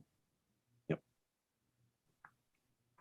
Chris, is the reciprocity that you see then for the land being provided to you guys to build and occupy or to create the campus, is the reciprocity then the access or the derivative use that Frisco citizens of the community gets at certain times or certain parts of the building? Or is part of the model there also having, I thought it was something that referred to a long-term lease? There would be a lease arrangement then, is what you'd be looking to? Or I'm not sure and maybe this is for Thad to answer, not me, but I'm not sure we would be able to purchase the land. So we would like to discuss a long-term lease, to the tune of, I don't know if we could talk about a 100-year lease, but we would love to look at the long-range lease. That would be then, of course, signed by the school. The school would then cover the development costs and build the building, which would then provide community use, community access. Our approach in all of our discussions and planning, quite transparently, is let's work with you guys to develop a really awesome community building that the Peak School just happens to occupy during the school year. That's really the approach to how we want to plan this thing. And then just speaking maybe a little bit out of turn, but worthy of mentioning, my wife is also the preschool registrar for the Summit School District. So she's working with the 1A money and getting all the kids placed. And, we're just desperate for preschool facilities, and having that independent option here in town, we frankly see it could be a real draw for residents to be here in the town of Frisco full time. Melissa, go ahead. I saw you trying to jump in. Okay. Well, that was basically part of my question was, is this a long-term ground lease situation? And I guess, this is kind of the question portion and not the comment, but I think there's a lot of questions, and conceptually, there's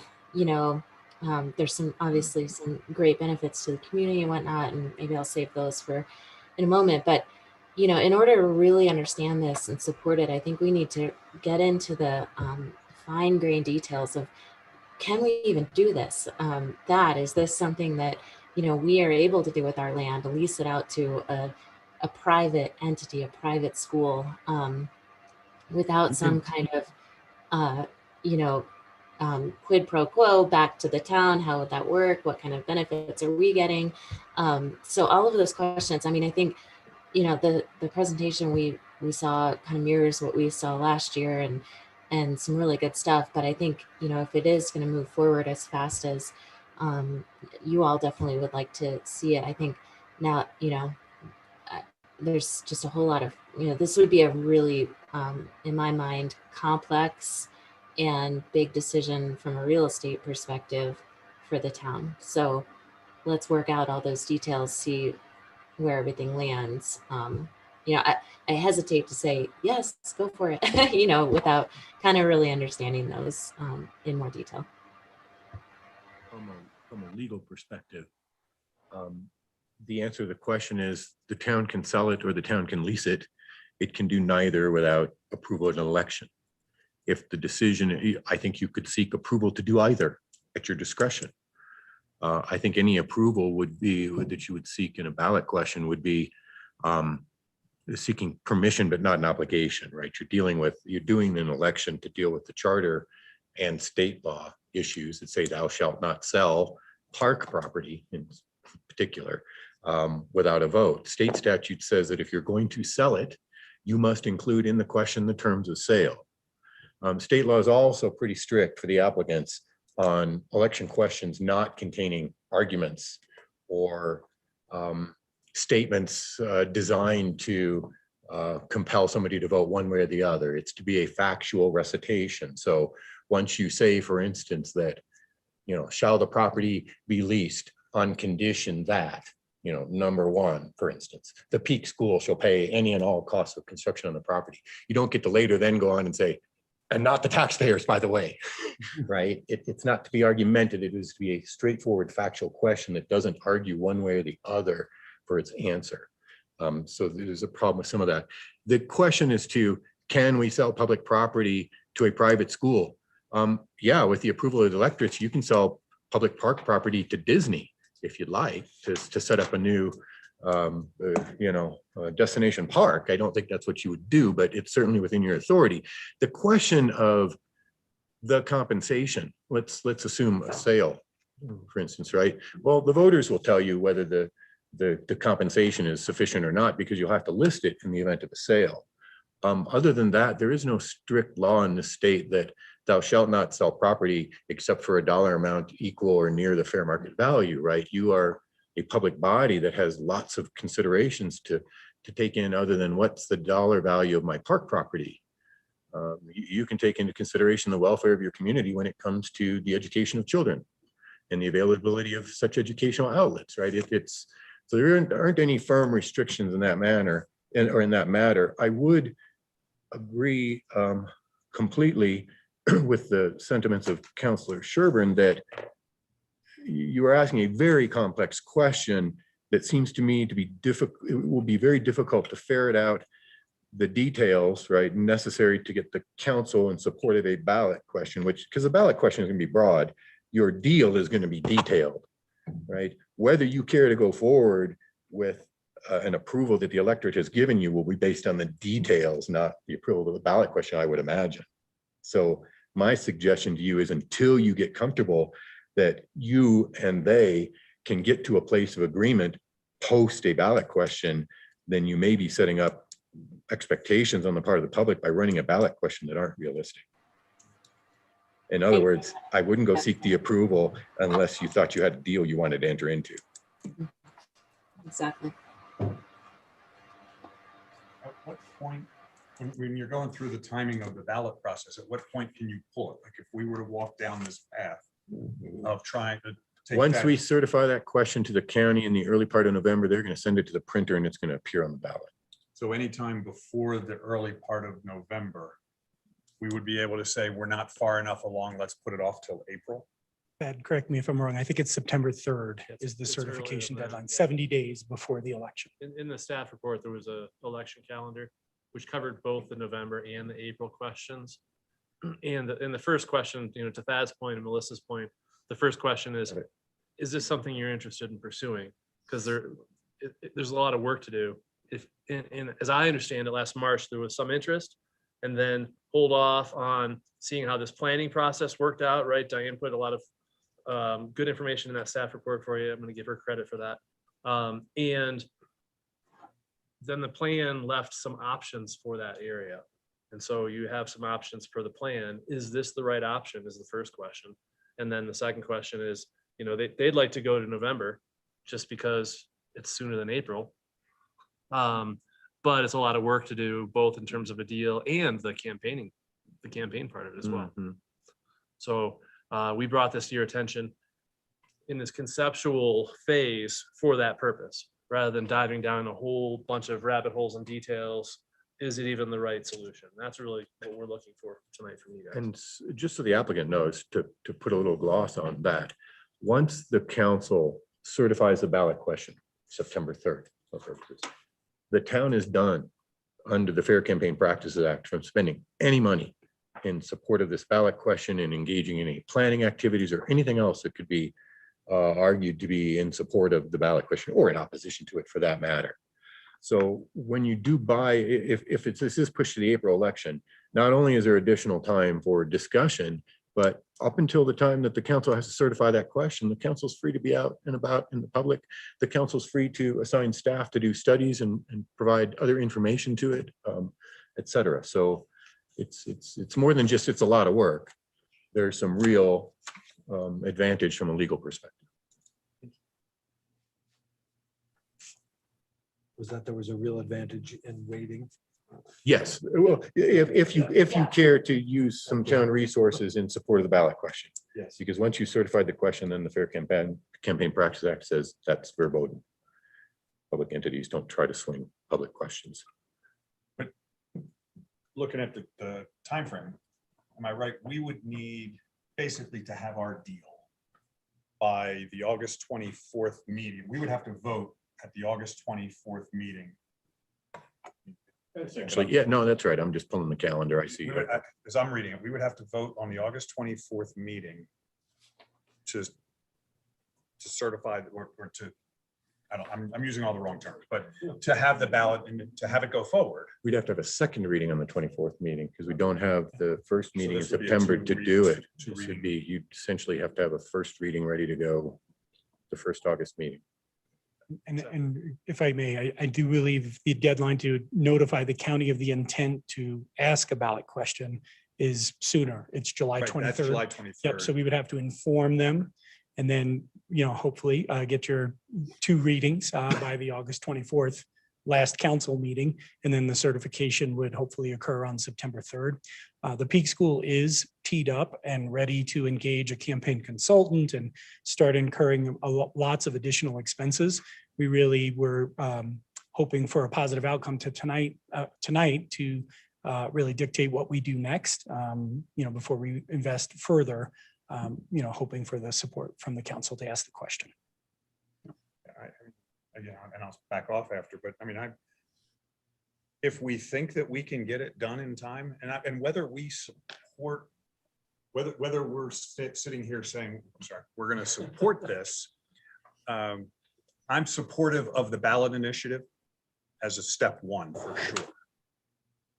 Do we have the time to work through whatever details are necessary to make us comfortable going forward with that approval of a ballot initiative between now and what effectively would be, let's just call it August 1st. I assume that July 23rd, send it to the county, your intent, you send it and you can back off of it if necessary. That is my understanding. So I'm looking at August 1st as the time to negotiate a bullet point deal, letter of intent, whatever we're going to call our deal points. If we think we can get there and you want to go forward, I don't look at council or the town's job is to be your we can be supportive if we want, but I am supportive, but I don't see us being out there as the rah-rah front face of this proposal. That's your job. Indeed. Yeah. Yeah. And, honestly, the current building, we're facing potential repairs and more investment into the existing site. So that's part of our motivation to try to get in front of the voters sooner rather than later. I think Point on the if I could chime schedule. in, Oh, go ahead. could I jump in? Go ahead. I think one benefit of waiting is that in order to reach the deal, the public needs to be involved. And so it's not like we're just going to hammer out a deal, behind closed doors and then put it to a ballot initiative. This, in my mind, and having been through this up in Steamboat, something similar, is I think that the deal is going to take some time. I think we need several months to hammer out this deal. And I think the community really needs to be a part of it. And in doing so, they don't feel blindsided at the ballot. And so you have a greater chance of success. We all have a greater chance of success. If you go too fast, and I think this is what you were getting at, Thad, there's a greater chance of failure. And it's a waste of everybody's time and resources. And so kind of going slower to speed things up in the end, I think is often wise. And in a deal like this, there, are going to be a lot of people that want to know about it in order to support it. And the way they're going to really know about it is being part of that deal negotiation in public through several meetings over several months. And so for me, it's a little bit too fast. I totally support what you guys are doing. But if we're going to do it, I want it to succeed. So I would recommend bumping it to the spring.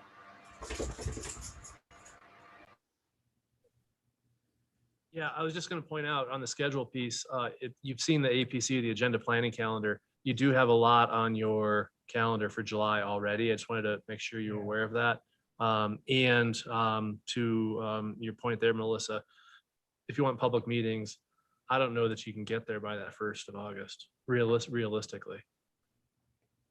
No, Melissa, I agree. Thanks for saying that, because I was just about to bring up the lack of the public process incorporated into this, and the degree that would really inform an entirely new time frame for consideration. So, yeah, I agree.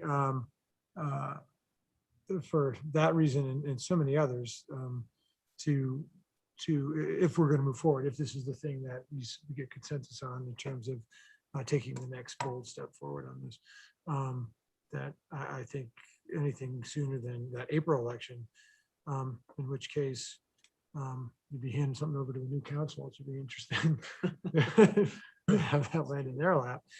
I don't know how that complicates things in terms of the election process, because that's going to certainly be could just as easily be an election campaign issue. But yeah, I don't see it happening. But You're in support, Dan. I think generally I am. When we get to that point to kind of have that for that rationale conversation. I was full-throated support for CMC when it wanted to do the same kind of thing, and this I think potentially broader use derivative and to the county. So, but yeah, that we're gonna have that conversation in terms of questions and things.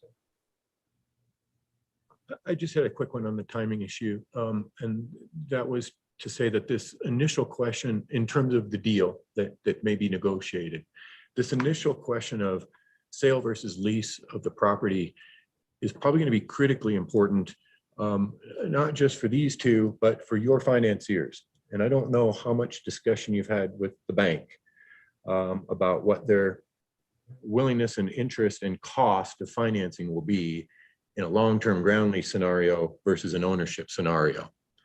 When you're in long-term ground lease, that's what the bank gets, right? They get the building for the remainder of the lease. So they may feel a little insecure compared to getting the property as a whole. The second thing that's going to happen with your financier, I presume, is they will readily identify the fact that they are now financing what would be referred to as a special purpose property by appraisers, and not just a special purpose property built for a school, but one that I presume is going to come with conditions about towns are never going to participate in the cost, about when not in use for school purposes, the town is going to get to use it free of charge or at negligible cost and the like. All of those things are going to play into your bank's willingness to finance the project and its proposed interest rate or cost of doing so, right? Because all of that is going to impact their security should you default and they end up with the property. In response to that, I think realistically, we're not in a position to buy the property for anything like a fair market value. So I think we're talking about a lease. And in terms of the timing, for lots of reasons, we would prefer to go sooner rather than later. But at the same time, it's not a deal breaker for us if you said, no, we can't do it in November, maybe April is better. And at the same time,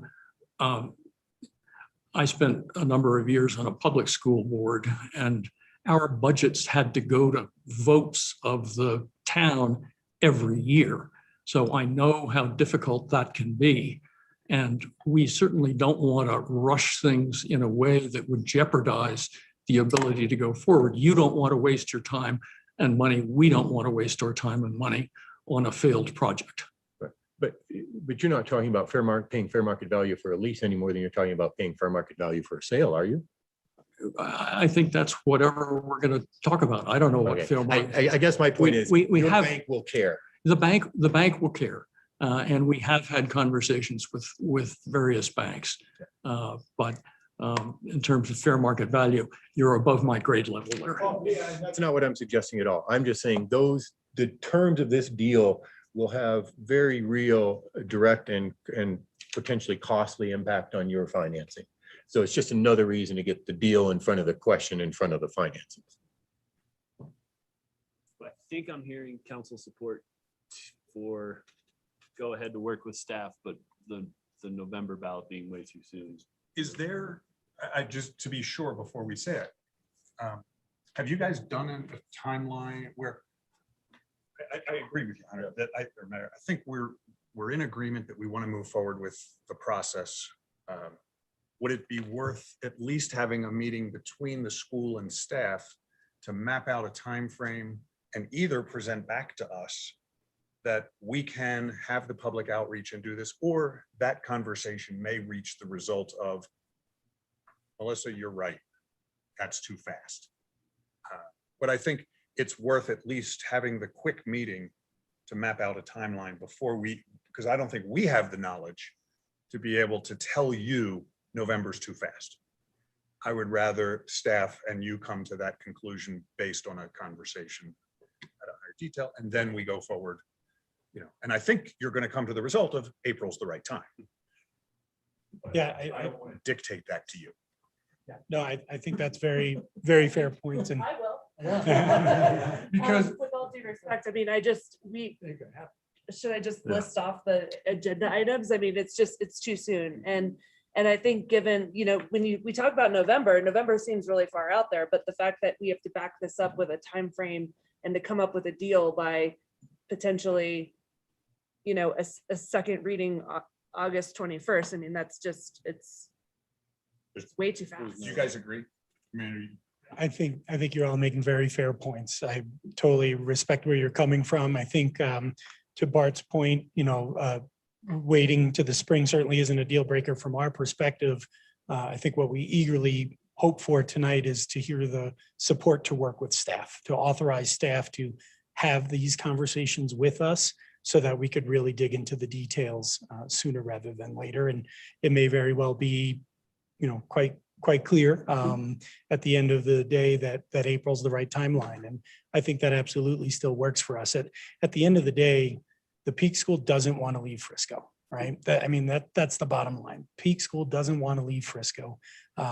We love this community. We really do see tremendous benefit to the community to having a shared use building in this specific location.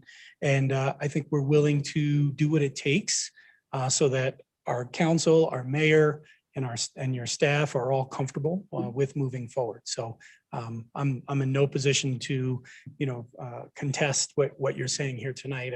I think you're all making fair points. I don't know if Travis would like to comment, if I may invite Travis to. I would No, just I think like to you're- I add think that we're not intending to draw this out. I mean, this is certainly something that, we want to set it up for success and not just rush it because we want to rush it. So I just want to add that. Yeah, and I Sorry, think Travis. that's okay. I think that's what we're hearing. And, I think, as Chris pointed out, in our perfect world, November would be great because we would get an answer from the voters sooner and find out whether or not we should continue down this path. But I also hear what the council is saying by saying, hey, we're supportive of this, but in order for it to succeed, you may have to take a little bit more time working with staff to make sure we get the details done. So we appreciate that. Okay. Or sorry. Yeah. That was you. All right, that's me. Yeah, I mean, I think that's bottom line. Melissa's right. There's no time, absolutely no time for this sort of thing. I mean, like to do an event, you need at least 3 months from start to actually pulling it off. And like, this is not an event, this is much bigger. And so, yeah, we need the forethought in there before we're running down the road and handing it to the people. And definitely the public needs to be in on this. And they want to be. and we would be remiss to try to run down a road and not give them the option. So for sure, next November or next April, perhaps the following November, that could come. But, I think definitely lease completely. I would say if we had the option, I wouldn't be interested in selling that property at all. That's me. And yeah, I want the Peak School here. We don't have other schools banging our door down to move into town, especially with our property values and everything else. We want to keep you guys. The ability to have something like the Vail Mountain School here is monumental. So I was on the fence coming in here. You should know I am in favor of doing it, but by no means rushing it. And as you're working with staff, we can't just be putting on staff, because we've been talking about this before. We can't just be like, okay, well, now we're working on the Peak School. And what else is everybody working on? We can't just keep adding things. Everybody needs to be able to subtract whatever in order to be able to focus on new things. And so that would be bad on our part to just dump that on staff that way. So within staff's time and all, I'm in favor. I'm good. Okay. I'm happy that everybody's working on the same time frame. If everybody's comfortable with it, I think it's a great project. I look forward to a community-oriented school in our neighborhood, which is our town. So I hope we get this done. And I would just add there's probably, there's a lot of, Dan, you mentioned the CNC project, and then we also had a failed pocket park ballot initiative too. So I think there's, those are cautionary tales that should inform us and help us do better next time. And so I just think it's really important that we take those lessons learned, and I think the community still has this kind of, remember when we were asked to do CNC and it failed miserably or whatever. So I just think it's really important that that we're sensitive to that history and that we learn from that as well. Absolutely. We want to do it right as well. And so we appreciate your support. I do think it sounds like we've got consensus from council. Start down the road. I think you can support across the board, but I think realistically not. Let's take November off the table and work towards the April election for all the reasons you heard. But we look forward to next time we meet. So, anything else you need from us, Jeff? No, I've got good direction. Yeah, we'll schedule some time. Thank you. I think this is a really great conversation, and our first order of business will be to establish a timeline to work with staff, identify when we can pull the public in, have some, open forums, advisory groups, whatever the case may be. We'll work with Jeff and Diane and team, and we'll look forward to coming back and speaking with you again. But just hearing the general support to continue the conversation is tremendous from our perspective. So thank you all very much. Travis, would you like to close us out? Thank you. No, I appreciate it. Thank you, Travis. Good to see you. Thank you, guys. Appreciate it. Look forward to next time we meet. With that, we will take a break and head to dinner and see everyone online at 7 o'clock. Melissa, you want us to run your dinner over? She's good. I've got Sterling cooking for me downstairs. So. Awesome. Thanks.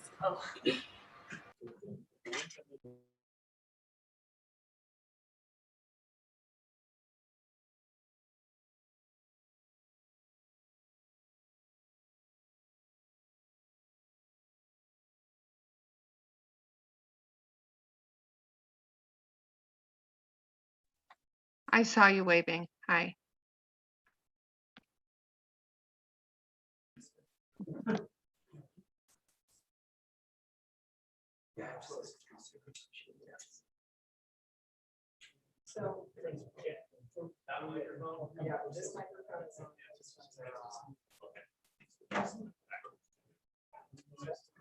You can mute the whole Zoom if you want.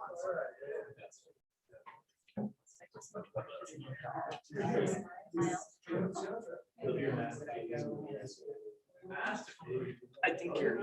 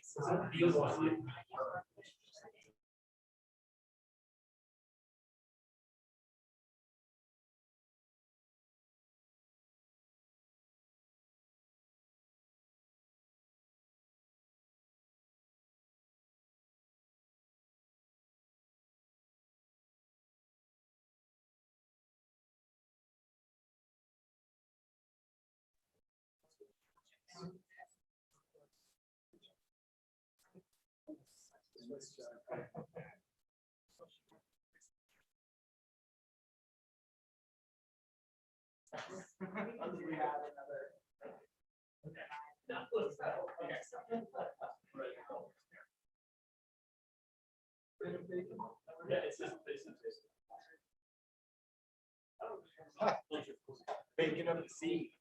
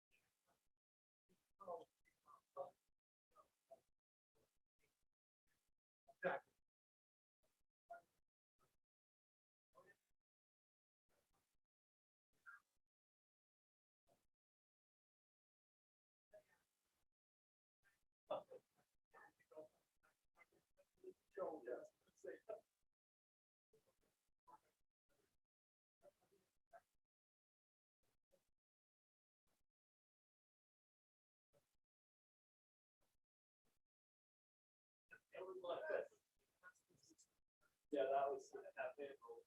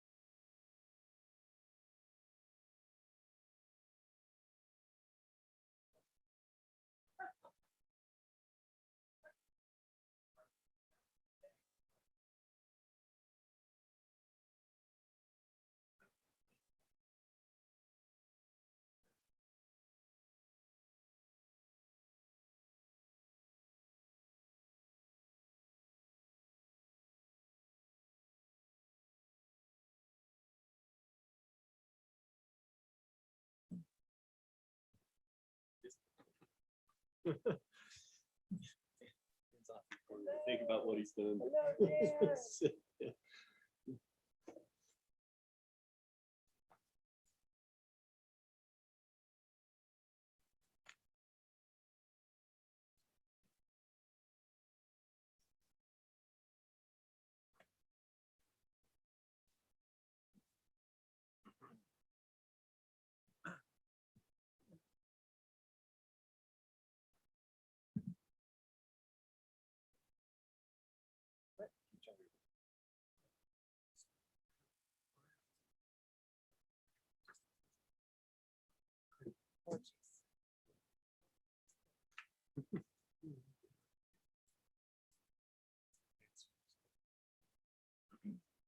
So too.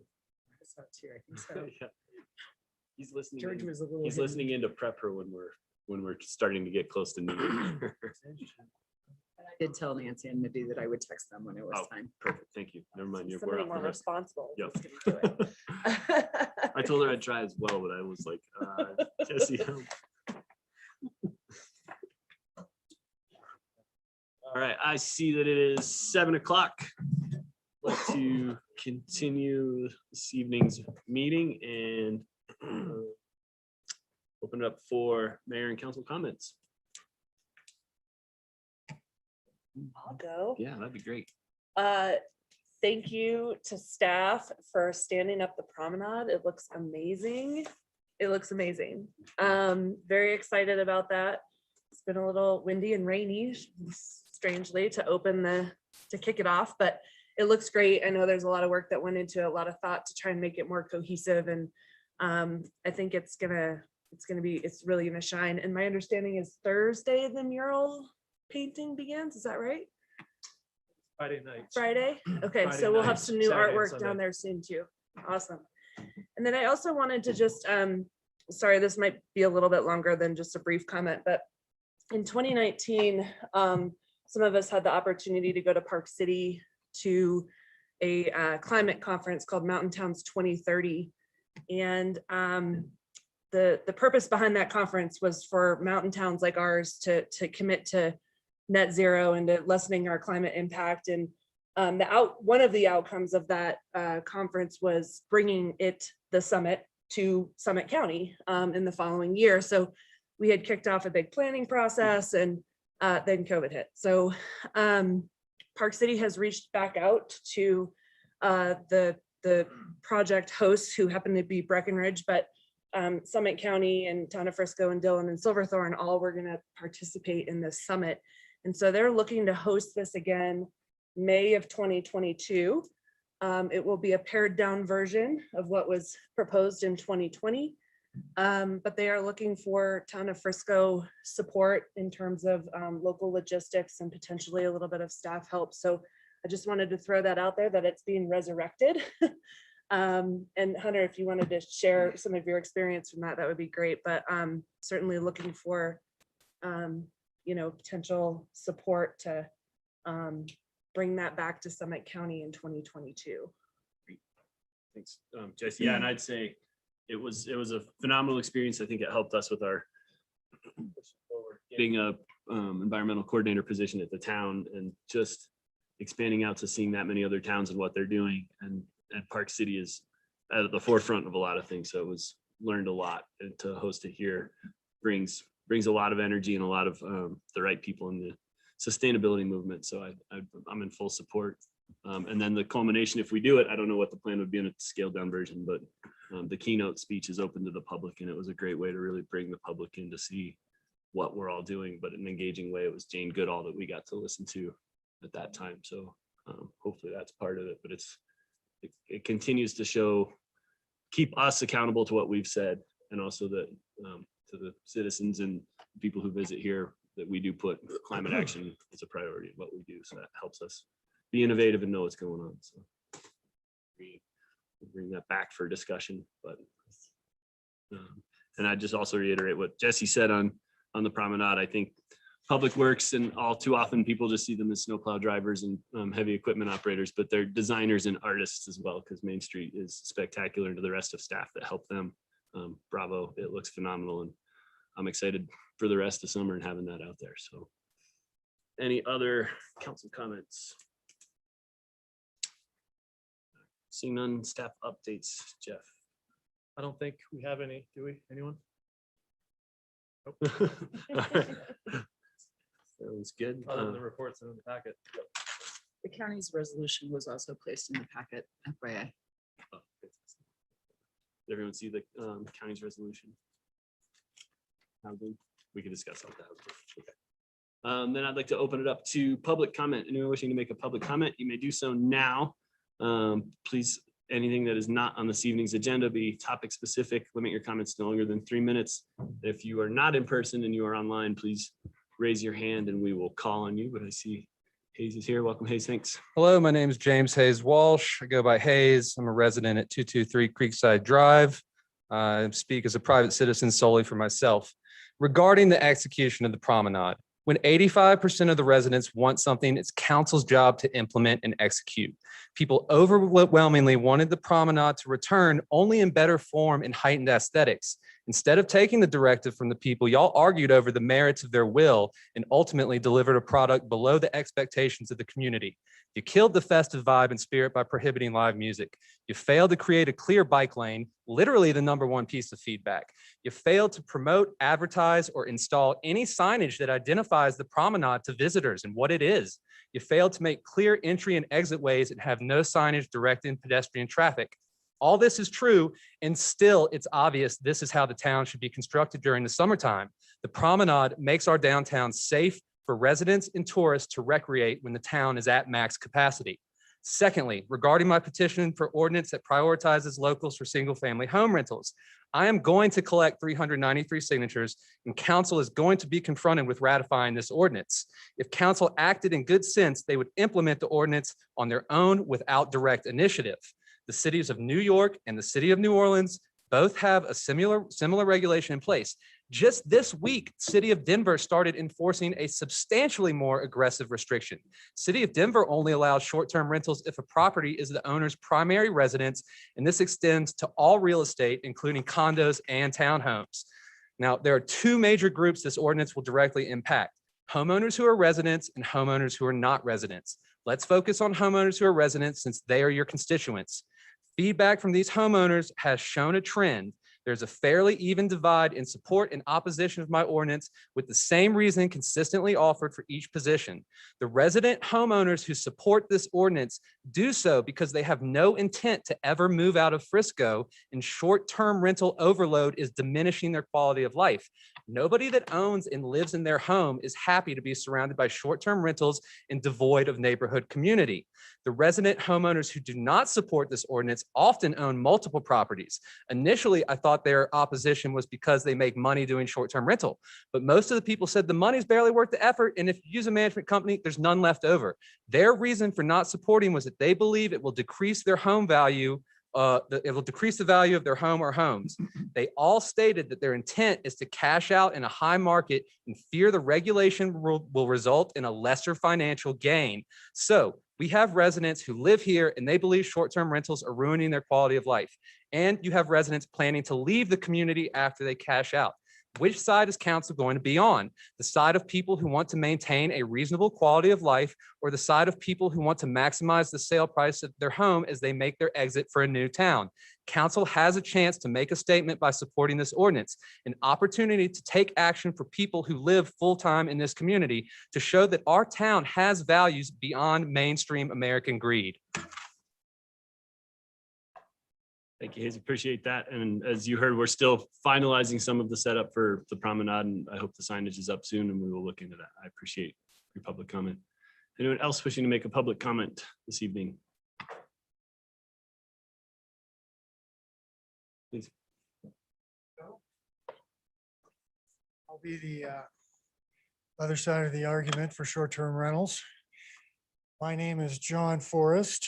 I am Bighorn Rentals, just around the corner. We are a short-term rental property manager here in town. We manage about 60 units in Frisco.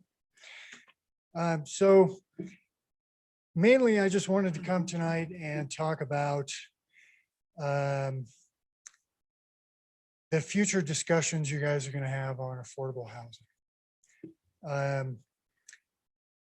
I, of course, am pro short-term rentals because I have a company here.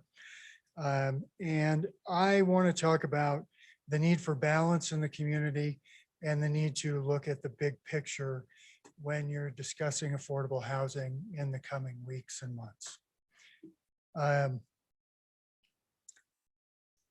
The last meeting, you guys at the beginning kind of went around and threw out some ideas for what you can do for affordable housing. Apart from one comment about the Lake Hill project, every comment from the council was about short-term rentals. It's got me worried a little bit that you're not going to be looking at the big picture. You're not going to be looking at balance in the community and that sort of thing. Frisco is a tourist economy. We're not going to change that. We live off the tourists. We make our livings off the tourists. We can't just kick them all out. There'll be no jobs. On the flip side of that, if there's, I lost my train of thought. If there's, if it's all local housing, there'll be no jobs, but if it's all jobs, there'll be no housing. So we need to kind of meet somewhere in the middle. So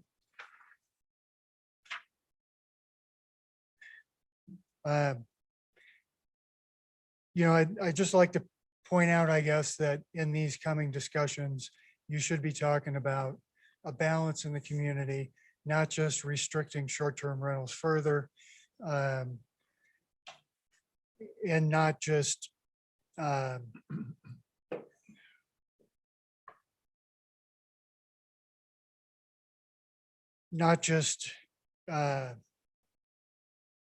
looking at the locals that are saying, hey, we don't want these renters here. You know, in my opinion, we need the tourists. Granted, we don't want it overwhelming, but we should be looking at both sides of the story. So kind of to that end, I just wanted to see what facts, I guess, are being presented. You got 15 seconds, so you know, thank you. Oh, okay. Well, I'll just leave it then. You know, Summit County put out some facts about what the housing shortage is, that 750 units are needed in the next year and 2,500 are needed in the next couple of years. There was no basis for how that was calculated.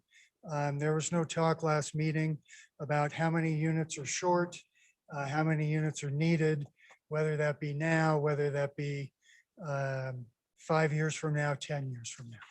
So it'd be nice to hear that in the discussions when you guys are talking about this. Thank you. Thank you, John. Other additional public comments this evening?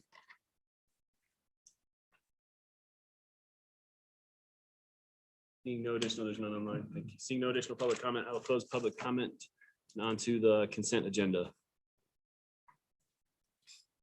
I move we approve the consent agenda. Motion for approval has been made by Mayor Pro Tem Burley. Is there a second? Second. Seconded by Councilmember Fallon, sorry. Oh, wait, wait. I know. Any further discussion on the motion? Can you call the question, please? Aronson, Yes. Burley, Yes. Fallon, Yes. Held, Yes. Incan, Yes. Sherburne, Yes. Mortensen. Yes. Thank you. Next item under new business, this is agenda item number 1. And this is a different piece of paper, sorry. This is a new lodging and entertainment liquor license for Schuin LLC doing business as Schuin Boutique. I hereby call the public hearing to order. We're here this evening to conduct a public hearing for the consideration of a new lodging and entertainment liquor license application located at 4 411 Main Street, Unit C. The name of the applicant is Shoe In LLC, DBA Shoe In Boutique. All testimony will be under oath. The town clerk will swear in all making statements or asking questions other than council members. We will now hear from the staff report and from the town clerk. Thank you, Mr. Mayor. As prescribed by the state statute, the liquor license application is required to go to the local authority for review prior to approval by the state. This is for a new lodging and entertainment liquor license for Shoe In LLC, doing business as Shoe In Boutique. The applicant is Shannon Murray, and the business is located at 411 Main Street, Unit C. We've filed the necessary paperwork in accordance with liquor code. The application was published in the newspaper and at the building. Fingerprints and background reports have been reviewed. Council, any questions for Deborah? Next, we'd like to hear from our chief of police. Mr. Mayor and Council, all necessary background checks have been completed with nothing remarkable. Thank you. Any questions for the chief? And if you couldn't hear for the record, the chief said all the background checks were completed and nothing remarkable found for the records. I'd like to now ask if there anyone in the audience willing to make statements supporting this application. I think this is a good time for you to come up and tell us what you're planning, please. You will need to be sworn in. I think Deborah should have given you that word. Sure, let's get that out of the way right away. Please raise your hand and repeat after me. I, Shannon Murray, do solemnly swear and affirm Solemnly swear and affirm under penalty of perjury under penalty of perjury that the testimony I'm about to provide that the testimony I'm about to provide is accurate to the best of my knowledge. is accurate to the best of my knowledge. Thank you, Shannon. Thank you. All right.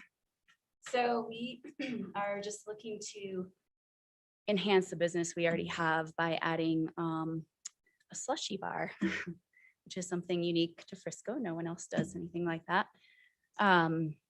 We are not looking to become a late night bar or anything like that, or a restaurant. It's really just to provide something fun for our customers so they remain in the store longer, spend more money. And that's really the gist of it. So. I know our town attorney probably has a Just a couple of quick questions for the record. Okay. This concerns the petition that was part of your application package, the petition that asked people to sign it and state their needs or desires for another liquor license establishment in the neighborhood. You're familiar with what I'm talking about. Okay. Can you tell me who distributed that petition for signatures? I did. You did. Yes. To the best of your knowledge, was every person who signed that petition either 21 years of age or older at the time they signed it, or was a manager or owner of a business here in town? Yes, no, everyone was over 21. So. Thank you. That's all I have. Yeah. Any other questions? Great. I think unless we have other questions, I think you can That's it. relax for a moment. Are there any other persons this evening wishing to speak in support of this application? Oh, great, please. Do I need to be sworn in or anything? We've worked really hard for 10 years at the store, and the last year has been the hardest year of all, by far. And business was down, considerably, and Shannon's trying to reinvent herself and make this work, because she'd like to be here another 10 years, and I think she deserves it. Any persons this evening wishing to speak in opposition to this application?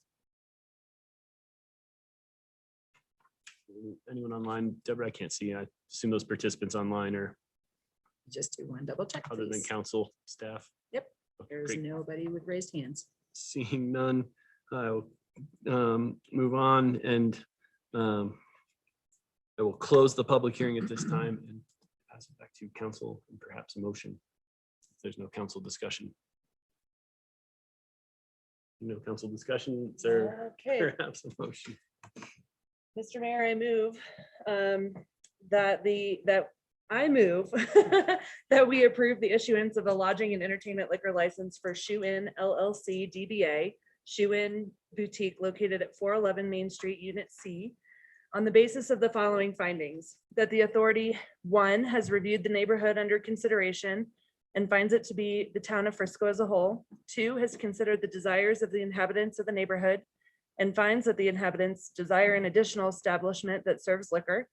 Three, has reviewed the needs of the neighborhood for the outlet and finds that the needs of the neighborhood are not met by the existing outlets. And four, has reviewed the location of the proposed establishment and finds that it is not located within 250 feet of any school or college campus. And finally, five, has reviewed the qualifications of the applicant and pursuant to the requirements of the Frisco Code and Colorado statutes, finds the applicant to be qualified to obtain a lodging and entertainment liquor license for Shoe Inn LLC DBA Shoe Inn Boutique.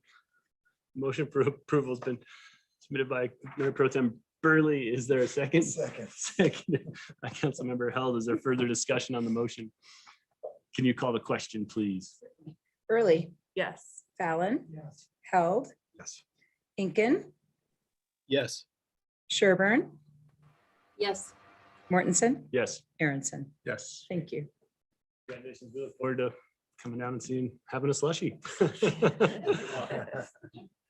Good luck. Tomorrow, Shannon. Next item is agenda item number 2. This is ordinance 21-08, an ordinance amending the chapter 142 of the Code of Ordinances of the Town of Frisco concerning the vacation of public property by amending sections 142-6 concerning the valuation of vacated property and 142-13 concerning the vesting of title upon vacation. I'll now open the public hearing over to staff and Bill. Good evening, Council and Mayor. So what you have before you is an ordinance for two what seem like minor insignificant amendments to the code, since they're a half sentence each, but they actually have a lot of impact and a lot of value for you and make your decision-making process. So when we talk about the town's vacation ordinance, we're not talking about spring break road trips. We're talking about the town divesting itself of ownership or rights to real property. And there's a set of procedures that goes with that. That involves planning commission recommendations as well as your approval in theory of an ordinance. As part of that process, the code currently allows the town manager or their designee to obtain an appraisal of the property being considered for the vacation, but not until after the first reading of an ordinance by the town council. So by that point, we've already had public input and a planning commission public hearing. You've had a public hearing of the first reading, and we're getting quite a ways down the process from a staff perspective and being able to give you a recommendation. So we're proposing to amend this such that we get the appraisal on the front end. That way it benefits you, planning commission, the public, as well as the applicant, so that they can come to you with what they feel is a good proposal. So that's the first amendment in here. The second one is more of a policy clarification. There are two sentences in there that say the title to the land being vacated or divested is determined by ordinance. There's also a statement that it defers to Colorado revised statutes. This clarifies that the CRS is the default policy position and that the council has the authority by ordinance, should you choose, to determine how you title that property moving forward.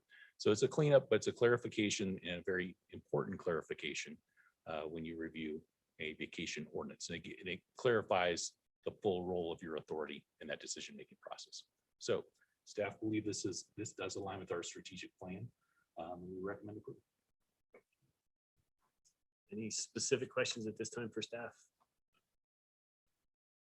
Anyone wishing to make a public comment this evening on 21-08? Seeing no public comment, I'll close public comment and back to council discussion and perhaps a motion. I actually did have a question. How did you guys, was this just a review of the code or did something come up that you guys? We have a current application in process. This issue has come up in the past. I believe the last one you looked at was a partial piece of right of way off of First Avenue. The Reese residents, some of you were on council at the time, maybe 2 or 3 years ago, timeframe wise. There was an agreement at a staff level with the applicant that they would allow us to obtain the appraisal on the front end and would not object to paying for that, even though it wasn't in strict accordance with the ordinance, but it was something they were amenable to. So that's how we worked that one out. I believe we've had 2 other vacations that I'm aware of, one on 2nd Avenue, one on 8th Avenue, where the appraisals were waived in both of those situations at the determination of the council and the town manager. So it's just something that we've identified in the code, and these don't come up very often, every few years. So we identified this as a code change we want to make, as well as the clarification, so that we don't have ambiguity. Thank you.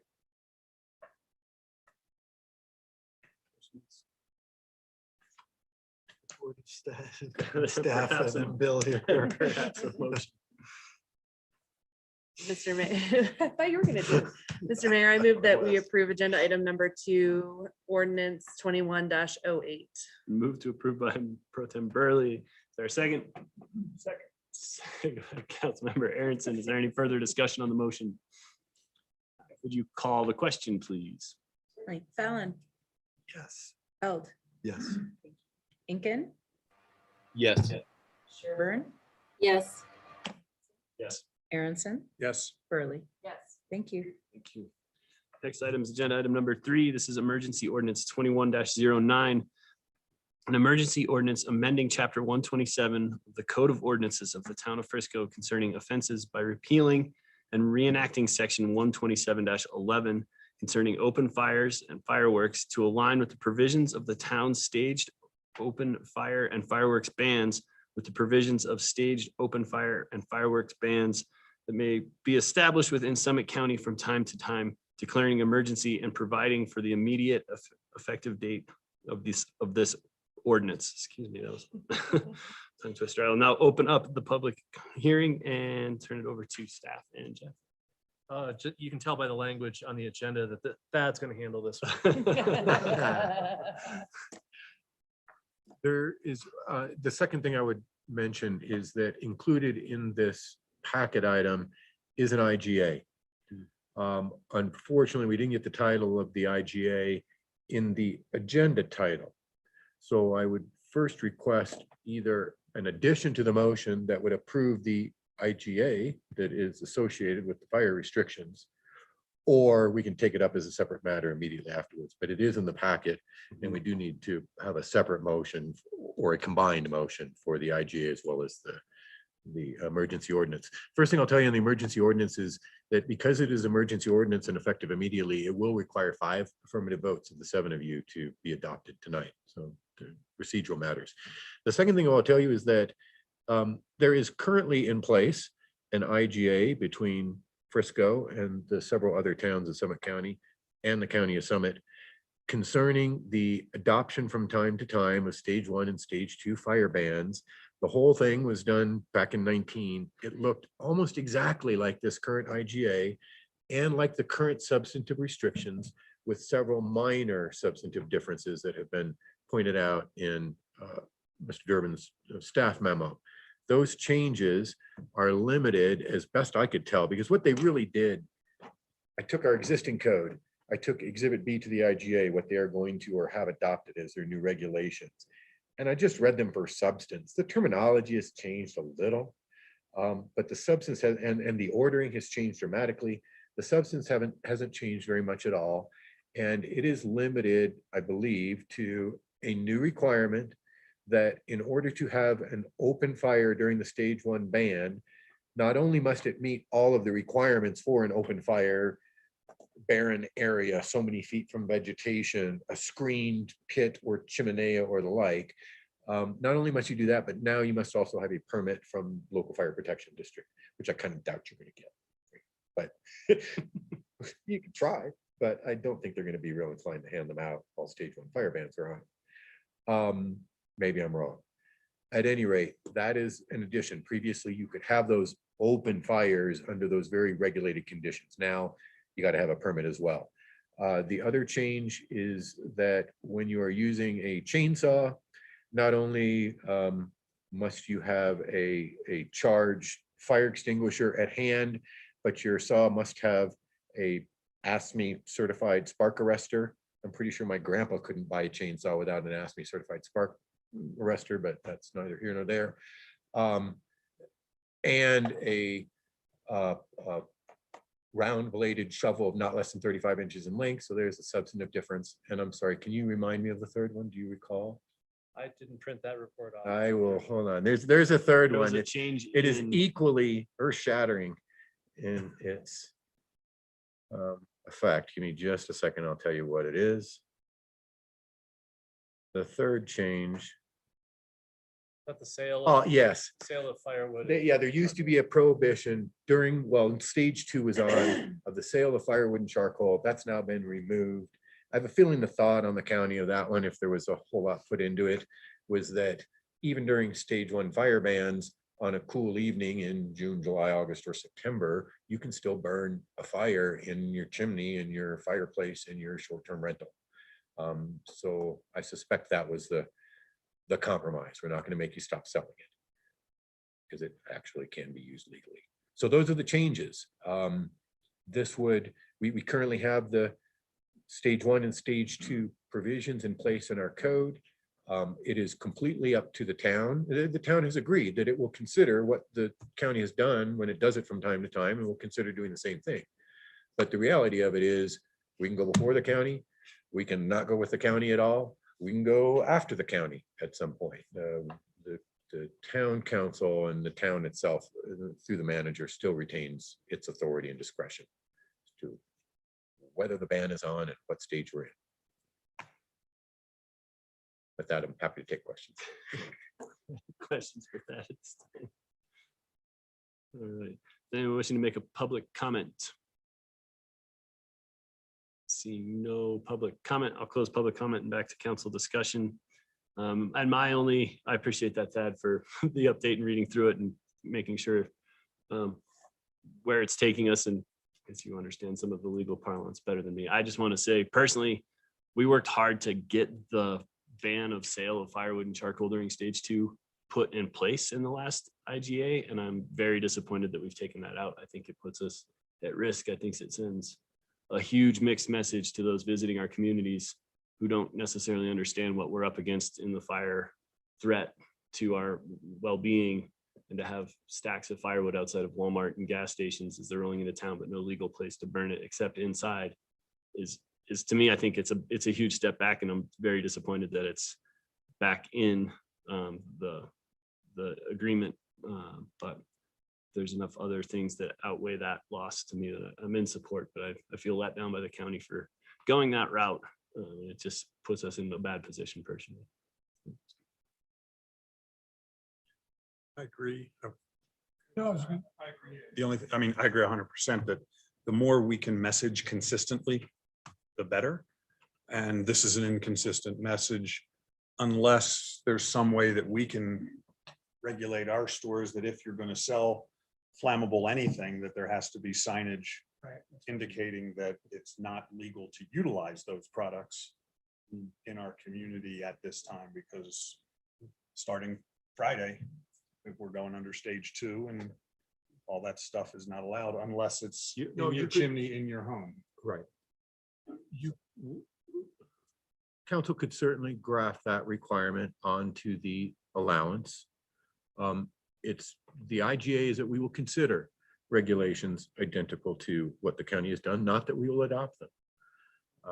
And so the county frankly shouldn't have any expectation that, well, they might have a hope, they shouldn't have any expectation based on the IGA that our regulations will be identical. So if that's the desire of the council, I can certainly get into language and propose a proviso, provided however. That we could include in the stage 2 restrictions that we issue this week. Well, the stage 2 restriction, these are the stage 2 restrictions. So you're just giving notice that they're in effect. So you're thinking add them tonight to the ordinance. Gotcha. Sure. Let me find the pertinent section of the ordinance. You give me just a second. Well, are you suggesting that we pull that provision, that sale is Not allowed? Oh, no, I was suggesting just that that you, you do the signage? Okay. Are you good with that, Dan? Yeah, I was gonna bring it up if you didn't. No. so it would be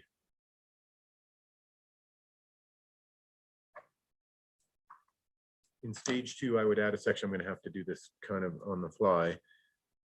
I would add a section that, because right now there is not a prohibition, right? It used to be prohibited during stage 2. It's not prohibited anymore. So I would add a prohibition that prohibited the sale of firewood or charcoal unless there was a sign located at all points of sale or all point of, what do you call that when you pile it on the shelf? Of the inventory. Yeah, all points of inventory placement that open fires are, the nature of what stage we're in and the fact that open fires are prohibited. Open fires outdoors are prohibited.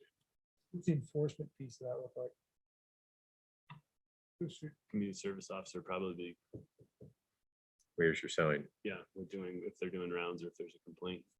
Print some of those up. And yeah, it's just, yeah, we could have the wording Actually, from we could- Vanessa. We could print them and we can Yep. distribute them. That's During- the best way. When we put And it's out, all the same language and they were, Yeah. yeah, I like that. Are we talking about having a community service officer like walking into stores and enforcing this? This is my question. But does everybody know that we had a fire at 10:40? In Frisco? Yeah. It's actually the county. We covered them and someone's the guy with a cigarette out. He was a guy that was coming along with the crew, so you know. So what was the question? The question was, would we actually be putting our community service officer out there to enforce this this rule of signage? Probably not, I would assume, but yeah. I think it'd be complaint driven like anything else, but I think if we, kind of what Dan was saying, if we have the sign that we make that goes out with when we do the order Yeah. to go to stage 2, that's just a part of a PDF of the email to all the Sure. businesses that already get it, then, we've made it easy for them to print it, tape it to the wall. Yeah, you're not gonna see us stopping out there every hour to make sure the signage is up, but from time to time to make sure they're following that, I think is totally appropriate. All right, fair enough. Thad, where did you want that added? I took notes. Here's the language, please. We would add to the list of prohibited activities during stage 2, a prohibition on the sale of firewood or charcoal unless a sign is placed at all locations of any such inventory that advise that a stage 2 fire ban is in effect and that all outdoor fires are prohibited. I do have that written down. I got it. Is there a specific spot that you want to say? In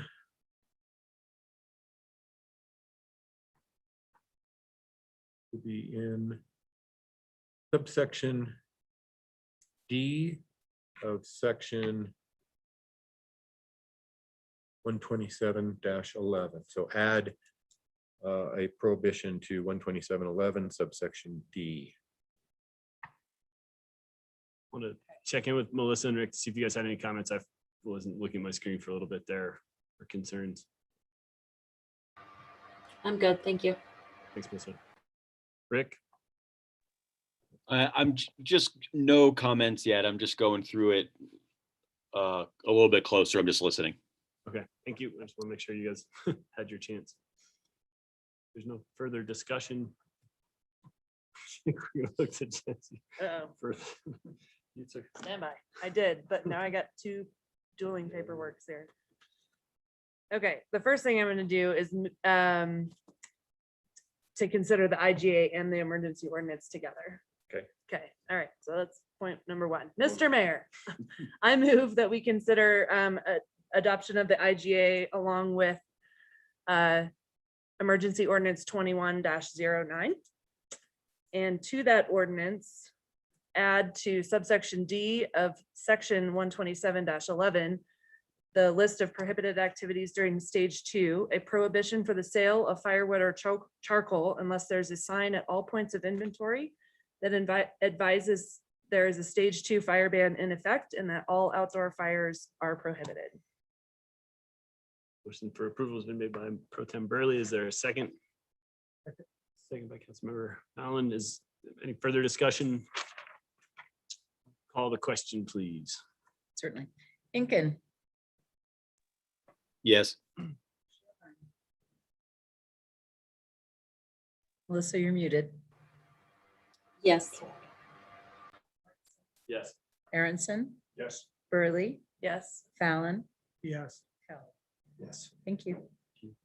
Next item is agenda item number 4. This is our continued housing action plan. I'll open up the public comment through our staff and Jeff. Thank you, Mayor. First, I'd like to allow Councilmember Fallon an opportunity to talk about a potential conflict as well. Thanks. So with regards to the conversation around STRs and potential regulations, the if and how we move forward with those conversations, or if and when we move forward with those conversations regarding particularly your specific type of STR. I own the house next door to me, have since 2016, which is a single family detached 3-bedroom, 2-bath, that when we bought years ago, back then, ostensibly at the time was going to be our landing pad for when we demoed the house, which we finally got around to 4.5 years later. But in the meantime, it's been in the short-term rental market in various iterations of lengths of stays and seasonals. So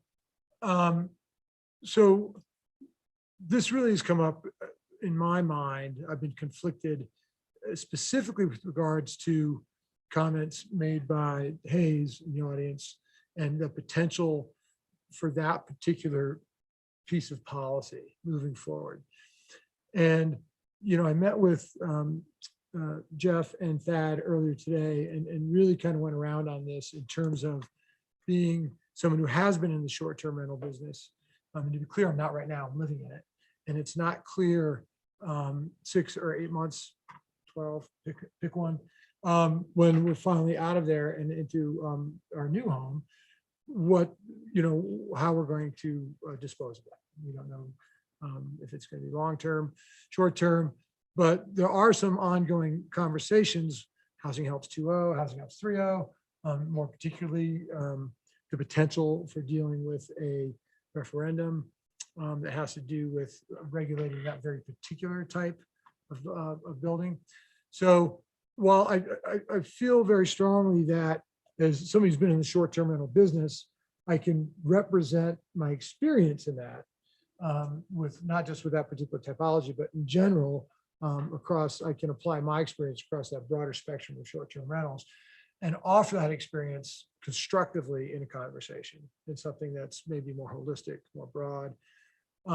But I'm concerned about when we get into more specific types of regulations or policies that bear more specifically on my particular property, that I lose that ability to be more objective. And while I think I've been doing this long enough, I'd like to think I can tell the difference between understanding what my personal interest is and what my obligation is as I'll be honest, I'm not sure, when we talk about regulating a certain type of thing that I'm there, so, can I get there? Maybe, but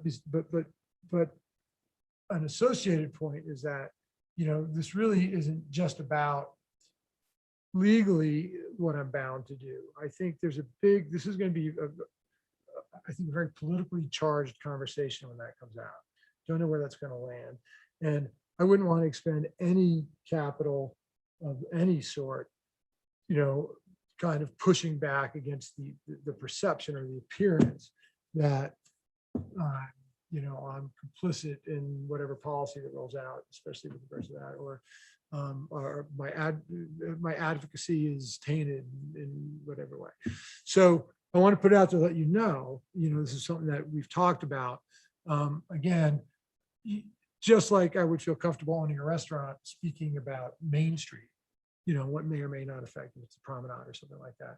I feel comfortable talking again on a broad range of policy issues that have to do with housing and regulations and policies and things that we either catalyze or incentivize, whatever we do to deliver capacity. But I think there's probably going to be some areas where I might not be as objective as probably I could be.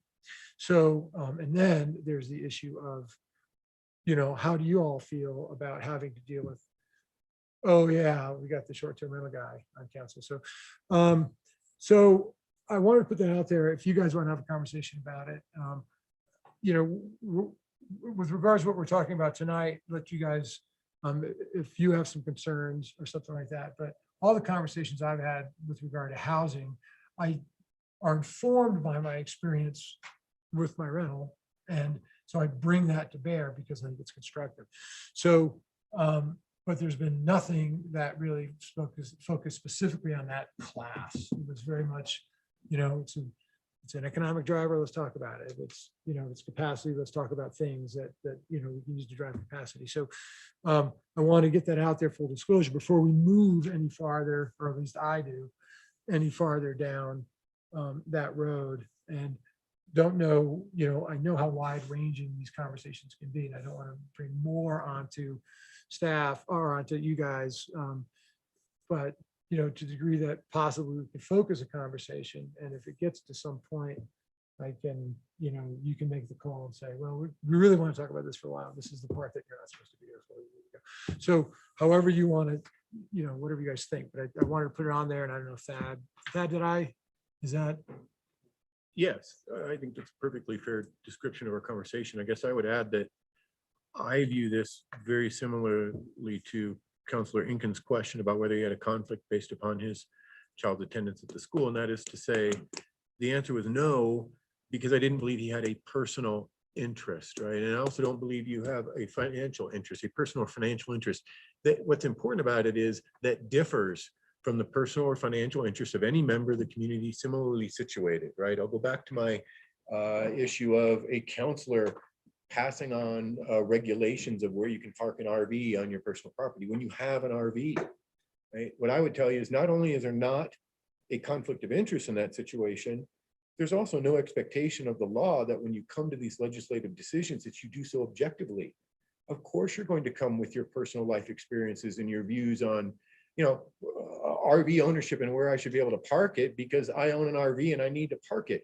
Your views on when and where and how parking should be allowed because I have a driver's license, I own a car and I need to park it in public every now and then. There are lots of decisions you're going to make there that you are personally interested in, but that doesn't mean you have a personal or financial interest. It creates a conflict of interest. So I guess to me, where the important part of this conversation isn't so much about whether there's an actual conflict of interest. I think pretty clearly there's not. What makes our code interesting and different, as you'll all recall from training on ethics, is that our code, like state statutes, prohibits actions with a conflict of interest, but it discourages actions where there's an appearance of impropriety. And I won't argue with Dan that there may be members of the community who stand up and say, well, this can't be right. Dan owns a single family, a short-term rental. I presume each of you are owners of real property. I presume each of you tomorrow, if you decided could become owners of some other real property and put yours up for sale. Right? You all realize that as you are acting as legislators, limiting the ability to rent on a short-term basis here, right? You're all impacting your own interests, right? And frankly, in no way that's any different from Councillor Fallon's because he happens to own one that you could come into possession of tomorrow or could change your current property to tomorrow. So that's my thought on it. I also understand that discretion may be the better part of valor, and that I take your point on not wanting to consume political capital on fights about whether you should be part of a decision-making process as an impediment to the decision-making itself. So I get that. And I acknowledge you may come to a point where he's just uncomfortable with the appearance and says, look, I'm going to avoid the appearance of impropriety under our code. Get me out of here. So with that, I'm happy to take questions. Thank you, Dan. Portly, thank you for your honesty, clarity, and being open about that. And I think council would all agree that if we get there and you'd like to recuse yourself before we start those conversations, we'll have that conversation when that time comes. But I think having it upfront and on the record and open is important, and I appreciate that. So thank you. Cool. And you know, again, we tend to wade into these areas, you know, fairly, you know, kind of quick detours and random lane changes. So, you know, I would expect to be cautioned against, you know, moving into areas where any of you feel that you're uncomfortable with my commentary on it based on it. You know, More importantly, as a homeowner, how do we get you to turn it around to want to do long-term? Well, It is currently. He's in it. well, right now, That's a but when you're finished with your house, you know. It's a what I mean? conversation I've been having for 4.5 years. Yeah. And happy to dive into that whenever, you know, because again, all the ideas that I've pitched in terms of housing 2 and even 3, more specifically in terms of, and you guys are familiar that I brought this up quite a while ago in terms of how to incentivize, you know, short-term rental owners to convert. And I said, you know, there's a time, and there's a way to do that. And again, that's based on my experience and other people that I talk to. I mean, it's not just me. I mean, it's not, but you know, it certainly, I'm there, you know, and have been for a while. And that goes to, you know, where I am in terms of the disposition of this property. This is something that we long ago decided we wanted to do, but we just couldn't do it because it's our personal situation. And we're not the only people in that situation, you know, but there's a way to reach all these people and it's different. And I think creating a policy with that level of flexibility, that kind of foresight, you know, identifying, you know, the reasons people are there and addressing those issues, you're going to move people, you know. So, but again, we can, happy to dive into that because I certainly have some thoughts.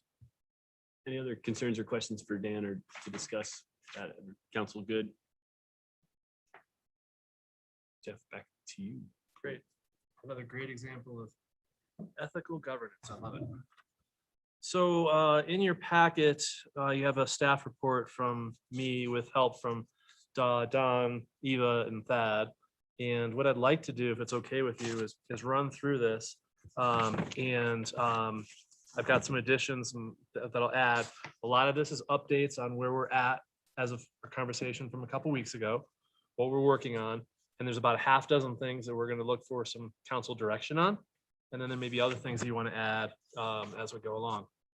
At some point, we'll turn around the Jeopardy board and the 6 questions are already written up there to make sure that if you're ready, get some direction. If not, then we remember to bring them back. So going through this, and I won't go through the memo in all the detail because I'm sure you've all at least scanned it. Increasing STR licensing fees. We're doing work on the financial analysis of that, what those costs would be and so forth. And that's relatively straightforward, but there's some other complicating factors. We're in the middle of the renewal process from an equity perspective, as well as a clean administrative perspective. We'd like to suggest that those new licensing fees would not be effective until January 1st. That's the first question for you. What do you think of that? There are pros and cons. The mayor wanted to talk about a couple of those. Second one, and this relates, and another reason why maybe to wait. We've been having conversations with Breckenridge about the possibility of a workforce housing program fee. And the idea of this is if we can connect the dots between the fee that would be imposed upon nightly rentals and the service that would be provided, and the service being housing for workforce, we could adopt a workforce housing fee, which could potentially raise revenues, not only to cover the administrative costs of the STR program, but also raise dollars towards other programs, housing 2.0, housing 3.0, housing 1.0, projects, you name it. In the staff report, I mentioned working on a proposal with a consultant, EPS, who did the housing needs assessment for Summit County Housing Authority recently. So they have the data. They have a preliminary proposal I just got this morning for about $35,000. And that would be something we, in some fashion, could split with the town of Breckenridge. Breckenridge is interested in moving down this road. And so if you're interested in further information about this, and pursuing the study, that would be question number 2 for you. You may have seen, I think you all saw, Steamboat Springs recently adopted a moratorium on new STR licenses. The idea being, if we're getting overwhelmed by these new licenses, are there ways that we can take a time out on some of these things while we get our program in better order? And that is, moratorium is never a popular word. It's one of the longer 4-letter words that's out there. But this is an issue that, you know, I wouldn't say STRs are the only problem with the housing situation we have, but it's a component. And if this would allow us to get a handle on things, it may be worth consideration. So question number 3 for you would be, are you interested in considering some form of a moratorium? You heard again tonight from Hayes about the ballot initiative that would effectively prohibit STRs in single-family detached homes. In the staff report, we noted, and this came from Host Compliance, 37% of Frisco STR licenses are for single-family detached homes. I need to clarify. And we talked last time about Host Compliance. We're having some challenges with Host Compliance. This highlights one of those challenges. That data, the 37%, comes from the way people apply and the way they market their units, not the way we would characterize them as, or the initiative would characterize them as single-family detached. So that number is, as far as we can tell, is way high. Higher than it should be, or? Higher than it should be. There's a much lower percentage of single-family detached homes in our program today. Without spending a lot of time on it, I don't know what that is. I mean, we don't have a not even, but we feel it's a lot lower. So I want to clarify that. And then again, 17% of the total dwelling units in Frisco are STRs. That is a good number. Okay, so then next would be, if there's an initiative for, you know, Hayes's proposal on the November ballot, it may be worth considering another ballot question or 2. One of those would be, rather than a fee and doing the study for, does that workforce housing program fee, maybe it'd be easier or preferable to just adopt some form of a tax on nightly rentals, on the license. Haven't done any work on what that would look like. There's probably 15 or 20 different ways we could do that. But that would be something that if you're interested in, and you could say yes on all these, no on all these, yes on some, so they're not all mutually exclusive or inclusive, just so you know. But that'd be something you could consider. Also, and this is not in the report, but you might also want to consider, people are talking about the housing crisis right now. This fall may be a good time to go back to the voters and talk about extending the 5A. So those are questions 4 and 5. I lost count. We are working towards the SDR coordinator position. In your package, you have kind of a schematic of the duties of positions as we're envisioning how that would play out, just for your reference. But what the proactive compliance program that we talked about, that's something that makes a lot of sense to have this new person heavily engaged on, as I noted in the staff report. So that's just an update for you on where we're at there. And then, you know, recruiting this new position, the SDR coordinator position, I'd recommend that we start advertising now, and I would seek your concurrence on filling that position promptly. I think that's question number 6. More updates. We do have a couple meetings now scheduled with Host Compliance to talk about our challenges and concerns. So stay tuned for more information there. RFP for requests for proposals for property management. We've got a draft of that. It's being circulated among staff. And we're holding off a little bit on shipping it out because we're also, a couple lines down, note that we're working on Housing Helps 3.0. Housing Helps 3.0, if that program comes through the way we're talking about it, we may need some help on property management for that program as well. So we want to make sure that we think about that and we're thoughtful about that as relates to before we engage with property management companies. And by that, I mean, if we're taking responsibility for finding people and making sure that they take care of the units and these type of things, you know, do you see that connection there? I see nodding heads and sort of. I also see a disconnect. Yeah. Like, yes, they might be connected, but why slow down the process of what we absolutely know we need? Yeah. Unless it's a day or two. But I see it. So question number 7 we'll add. is we can push out that RFP now and see where it comes, see where we land. Happy to do that. The data and all those charts you saw from Eva, her presentation a couple weeks ago, she continues to work on all that. That'll be important as we move into the housing strategic planning work. Housing Summit, you should have received an email from me with a date and time. Stay tuned for agenda and location. That is ongoing work. This is probably going to be 100 people. It will be a public meeting, be posted, assuming you all come, other elected officials from other entities. And it's being called the Housing Action Initiative because the purpose here is not to talk about plans or studies, it's talking about making things happen, creating connections between different and organizations that might identify projects, partnerships, collaborative efforts, and those type of things. The Alpine Inn, here's where I'm going off script. The Alpine Inn, the county did execute a long-term master lease last Thursday afternoon. That starts July 1st, 36 rooms. The county will be basically paying, it's around $1,200 or $1,300 a month per room. They're going to write that down to about $850 per room. And each room could house 2 people. They could split it, couple. You could rent it for yourself, I suppose, as well. And the county cost for that is about $270,000 per year. They have an option for a second year if things work out well. They have expressed interest in whether or not the town of Frisco would like to be a partner in that.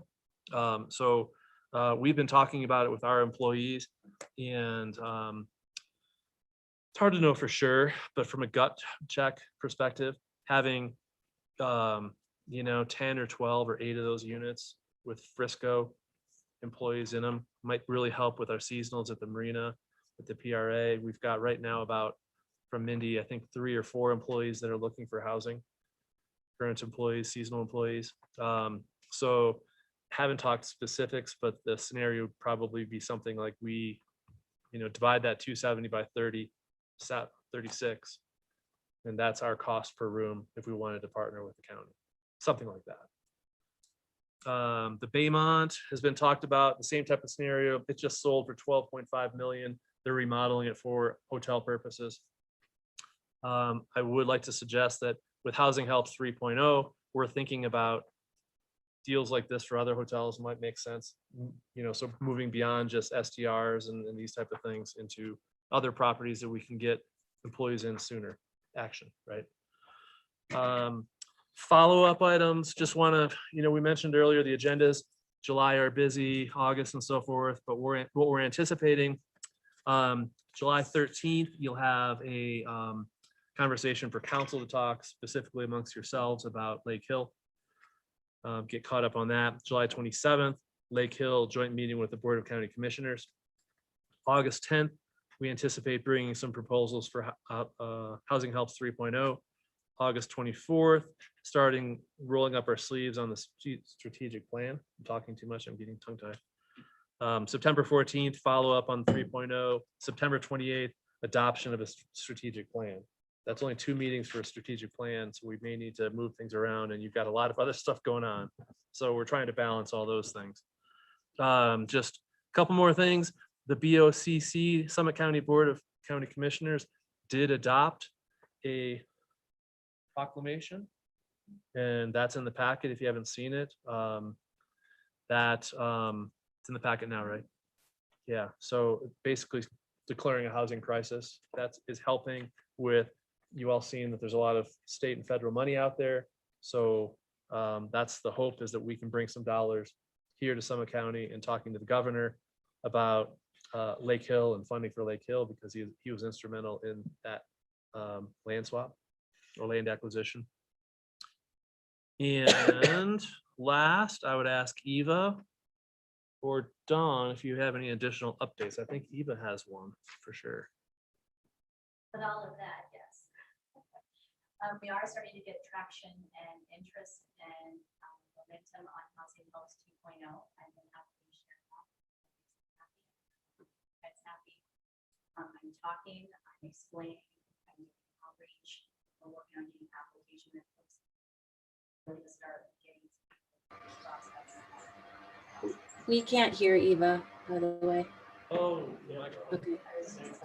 Thanks, Melissa. Dang. We were all getting comfortable here. The voice from above. Thank you, Eva. Hi, yes. So just wanted to share with everyone that we are starting to get momentum and people are excited about Housing Helps 2.0. I've got real estate agents calling me. I'm doing outreach. I'm doing explanations, as well as homeowners that are expressing interest to do covenants. So just some really exciting stuff there with that.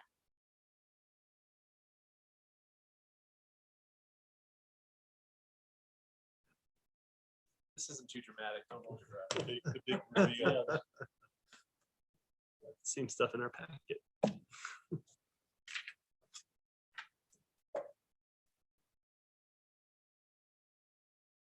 Want us Number to 7, just- the RFP for property management. You want us to just jump in or? And do you have anything else? Are you ready to? All yours. Okay. Are you guys good? Should we go down the list or were you jumping somewhere else? No, I was gonna go down the list, but I mean, we can, Let's do it. let's do it. Yep. All right, I guess I'll start if that's all right. Licensing fees not in effect till January 1st. Does that make any sense? It doesn't to me. If it does to staff because of whatever particulars, then so be it. But I'd kind of like, how do you guys feel about that, Don and Eva? Because, that this is who it's mostly affecting, right? So. No, you can go first. Good evening, council. So January 1st, what we want to do, whenever we institute a fee, we want to make sure that it is the right fee and we don't establish a fee. And if then the other consideration is if there is a potential for a workforce housing program fee to be instituted, my recommendation or my suggestion would just do that once. So that way you don't have property owners, public, whatever else saying something along the lines of, well, you just did a fee, now you're doing another fee and you just keep on changing all these fees. And it's a slippery slope concept and conversation that we have sometimes. So that's kind of the thought there. Additionally, since we are past the majority of the renewals, we get a limited number of new short-term rental permits.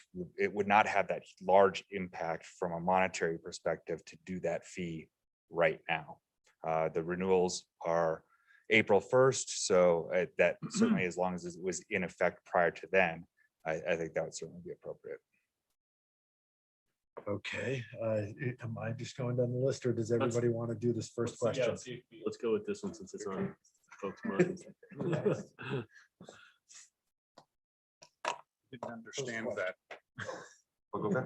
Meaning if the renewal date is April 1st. Correct. What's magical about January 1st as opposed to tomorrow or December 1st or any other, but if we're not doing it on the renewal date? Yeah, you could certainly do it at April 1st. The point there is I would not do it until we've considered and gone down the road of, do we want to have that workforce or does council want to consider a workforce housing program fee based on a study that EPA might put out that links the impact of short-term rentals to a potential workforce housing fee to help offset and create some workforce housing. I mean, I agree. We should only do it once. But if we raise the fee on January 1st, does that mean the people who paid their bill April 1st this year will get what would be a supplemental bill? No. It would be any new applications or renewals moving forward. So most short-term rentals would not be impacted till April 1st regardless, unless the ordinance was phrased some other way. So you're just estimating it's going to take you till January 1st to get to the right number. And again, we don't necessarily have a date in mind until we we decide whether or not we're gonna go down this road on this potential workforce housing program fee. Question 4. And to clarify though, we don't have That was a helpful, roll, thank we you. don't have a rolling renewal process. If we had a rolling renewal process, I think we'd be looking at it very differently. But since it's just once a year, this big bulk renewal, and we're through most of it already, like Don said, we won't generate the big dollars that we were looking for administration right now. And let's make sure we do it right. That's basically the thinking. But it's your call. I'm gonna piss people off. I hear you say you'll bring us the number when you figure out the number. Yes. And January 1st isn't a magical date. No, no, absolutely not. There's no magical date. Great. This microphone works. Folks good with that? In terms of waiting, just waiting for you to come up with the cost of the administration of the program, translating that to the fee for because that's the new STR fee. I don't have a problem with doing it as soon as you have that. Every day I deal with another commodity that I'm told in 4 weeks it's going up, do your thing. I don't think, I was surprised to hear in your report, Eva, that the rate of new STR applications is as high as 10 to 12 a month right now. Higher. It You is. know, I think this month alone, I've had 21 applications. You know, it kind of comes back to that workload that I'm struggling with on a daily basis, trying to still administer the short-term rental program while trying to do strategic housing programs and implementation and continuing to do what we have in place already. And so the word has gotten out that folks are looking at raising fees. And so I think there's sort of a momentum happening with folks trying to get in now, get their applications submitted so that they're not either told, one, they can't apply if there's a moratorium or there's a cap or a threshold, or two, that the fee, raises so much that they're going to have to offset. Can they afford a property management company? Should they continue to manage it on their own? Things like that. So I think it could go either way. I would feel more comfortable if we had more time to analyze it better so that we could come to you with a more rounded package and do it once and do it right. And whatever timeframe that would look like, I'm not attached to January 1 either. I think we just need to have a little more time to do more research. And that maybe gets to question number 3. Right, with that, moratorium would, apply, we don't have property management covering what Eva needs to do. Eva's now still dealing with 20 plus per, let's turn it off for a sec. Turn off the short-term rentals for a moment and say, all right, what else, that gives you some subtraction in order for you to be able to have some bandwidth in order to do the next few steps. That's my suggestion. I am for a moratorium. Just to clarify, not turning off all, turning off new is what we're talking about. Yeah, Not it's taking turning off away new. licenses, It's but just new at this capping what point. we have where we're at. Right. That's what I would say. That's my personal opinion. But now we're getting into question number 3. We haven't even gotten to question number 2 yet. It sounds like number 1, it's take off January 1, do the work, come back with the right number when we're ready, is what I'm hearing you say. Fair enough. Yeah, that sounds reasonable. In a parallel track though, looking at what the study might come out with of the bigger fee looking at the bigger fee associated with this and kind of whatever question that was, with having the study on what we can do on a broader scale, having an impact fee. So I think having those two working, working on both of those at the same time, and we'll see which comes first or which has the most effect for what we want to accomplish. And so this is the $35,000 consulting fee that would help you guys determine what those numbers need to be in order for you to bring it to us. Is Not that- only what the numbers need to be, but also to, we need it because if it's a fee, we need to show that nexus between the fee and the service. I gotcha. Otherwise, it'll get shot down as a tax. And that's a study shared with Breckenridge. But that big number is not our big number. What are you conflating the workforce housing fee with the administrative cost of basically the new improved or increased STR licensing fee? So to be clear, I want to make sure we keep this clear because I don't, necessarily, I'm not a big fan of the workforce housing. I'm not. I see it as I do say, you see this thrown around a little bit, but I really do see that as anti-tourist. So I think there's other ways as we move through this idea of creating capacity where we can solve the problem, lower that gap that, you know, in terms of making 3.0 work, decreasing that gap and start to bring in some units through that program. But none of these are going to create immediate capacity. None of them. Okay. So it's going to take a long time for any of these to translate into new units. Long-term, it's because properties are going to have to change hands. People have to revamp. It might slow down the number of new licenses, but it's not necessarily going to translate to capacity, which is the immediate problem. So, but the workforce housing fee, I mean, you can make that argument along a number of levels with regards to, you know, services, things that we do, things that we create that draw people in here that, well, they create jobs. Well, when we do a skate park, or we make more trails, or we do all of these things attract people that put a demand on our services and our businesses. So do short-term rentals do that? Yeah, but there's a huge economic driver there. They're paying a lodging tax. People go out, they're paying a sales tax, you know? So they're already contributing on a number of levels to our economy and to our community infrastructure. So I think, you know, if we can address the first big issue, the big elephant in the room, which is, you know, getting that administrative fee up to a spot, that's the first step, and creating and getting that person on board and creating space for Eva to really start to contribute along these strategic areas, so that we have some more information, some more data. But the license fee, whatever it has to go to, as fast as we can get it there. Moratorium, I'm on board. I think, and moratorium, and then discussing the cap. I think we're at that point where my only questions in that area is timeline, how it gets applied, getting some feedback from other people out in the market to really understand the real world ramifications of people who are in the industries, and not just but in the tangential industries. What's going to happen? What do people think is going to happen in the real estate market? What do people think is going to happen? What kind of disruption are we going to create so we're prepared for it? I think it's easy to single out an entity and say that must be the thing. But while we agree that the proliferation of short-term rentals certainly has become, in the last year especially, much bigger contributing factor to this housing crisis than it ever has been in the past. It's been incremental in the past. It took a huge quantum leap that, you know, this year, for however you want to assign that demographic shift. But I would say, you know, absolutely as soon as possible on one, whatever that number has to be, because you have somebody you have to hire, you got to pay. To whatever degree we're going to allow that program to grow, it's going to add more work. You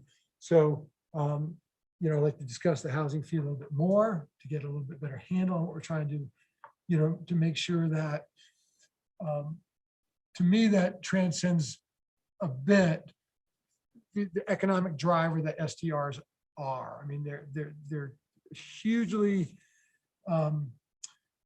the economic boom that we've all shared over the last 10 years to a huge degree been the result of this proliferation of short-term rentals. Now a victim of our own success, absolutely. Time to figure out how to regulate these and create the moratorium and a cap, I think, is worth discussing. But I'm not on board yet with the housing. So, and I think that's as far as we go. Hey, can I jump in? Yeah, go ahead, Melissa. Oh, I want to go. I don't know if you can see me, so. I lose track sometimes. Okay. Sorry. You can just jump in anytime. I don't want to interrupt them. No, I concur with Dan on this. You know, I think, and I don't know if I'm missing numbers, where the numbers are. I don't see them in the actual staff report. Are the numbers? with you guys? Sorry, we're referencing a dry erase board that we can see in council, and Jeff can text you a picture of it. And you and Rick, so. Okay. Sorry. So I would say, you know, there's an immediate need to remedy our low STR administrative fees. And I think we all decided at our last meeting that that was very much needed. Now, getting into, I'd like a little bit of a backstory on how we got to a place where now we're working with Breckenridge that, may have a lot of merit, but, I wasn't, this is the first time I've heard that we're, actually working with Breckenridge on, I think that they have a unique situation. There obviously is some similarities, but is that that full scope of analysis the right way to go to partner with Breckenridge on that, or do we need to examine this closely for the town of Frisco? I have hesitation bringing on a consultant to do the bulk of this work. I think that EPS obviously has proven they're the best economic consultants in our state. This is kind of new territory. How far can we get? Are they the right consultant? I think, again, I feel like we're kind of getting the cart before the horse here. On all of this stuff, there's an immediate need that we all agreed at our last meeting we wanted to address to the greatest extent possible. Bite off something, make an impact immediately. And to me, a lot of this is just kind of more talking. And I'm a little bit disappointed because, the one thing I heard was Alpine Inn. Great. That is awesome. I love that. Let's figure out how we can be involved to remedy the situation now. To Dan's point, getting into, a full-blown analysis on STR fees, sure, we need to do it, but some may argue that our economy is going to go through major transitions in the next 6 months to a year. How do we, weave that in? I mean, I'm not an economist, so I couldn't begin to tell you, but, that's a whole body of work that could have huge ramifications on our local economy. And so delaying our really sort of flawed administrative fee to wait for that doesn't seem warranted to me. So I'm having a little bit of a hard time following the conversation, and my husband just got home, so I may head down there here in a minute, but I want to create action. I don't want to create more analysis. I very much understand that some analysis is necessary, but some of these, I heard Jeff, you bring up the 5A funds. That the biggest thing I hear from constituents, and I would have to agree with, is we're sitting on almost $7 million of 5A funds that we have yet to decide how to spend. So going to the voters to say, we want more 5A funds, I think is a difficult ask at this point. So I'll stop there and maybe head down there and see you guys in a few. But I got to talk to him first, but that's all for now. Thank you.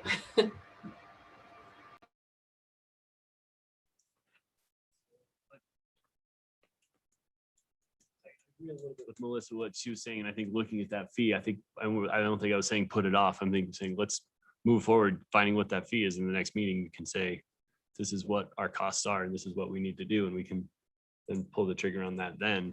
Okay, I might have misheard you. For number one. Yeah. Just number one, like. We're using fee, we're throwing fee. Sorry, around that's there. right. There's the new, so the increasing, so looking at what the management of the program as it is today costs to do, and how that would, what we need to do to make Stand that up as soon as possible. the licensing cover the administrative costs. You can get a pretty good handle on that fairly quickly. Great. Can you, before we move on from my comments, can you give us a little backstory on the Breckenridge involvement and how that came to be? Yeah, well, this is, just to clarify, we are not currently working with Breckenridge. Breckenridge has been having conversations similar to the conversations here, and about finding sustainable revenue streams for housing projects, housing 3.0, 2.0 type things. And so at the last manager lunch, we were just sharing some notes about things. Dylan and Silverthorne are heading in something of a different direction. Frisco and Breckenridge have a lot in common as far as some of the conversations that have been happening. And that's where this opportunity for potential collaboration came up. So this is not, we have not started work with Breckenridge. The question is, do you want to? Are you interested? I'm hearing maybe not at this point. So that was for on the $35,000 study, which, you know, we've been known to do a lot of studies in the past and spend a lot of money for them. But, you know, I personally, I think if Eva and Don, you know, need this to clarify, then that would be important. I'm okay sharing it with Breckenridge personally, if, you know, their findings are realistic, because we're not Breckenridge, right? I mean, we have very similar situations, but there is, you know, will the findings come out to be more Breckenridge based than they are Frisco? And we will have been in for half of this thing, and, you know, could we maybe potentially not even use it, right? If it was that, That the money, is that money ostensibly to be spent to develop the rationale for number 2? Is that what the 35,000? That study would be for the workforce housing program fee. It's like I said, if it's a fee, there's got to be a nexus between the fee and that service. And so the study is, can we identify a nexus and what that, and value that basically? I think we can answer that question before we spend the dime. And I'd rather take the $35,000 and put it towards half the salary for Eva's assistant. That's fine. You're not going to answer that question to the satisfaction of the court without a study. The study is being entered into because anecdote is not going to cut it in imposing a workforce housing impact fee.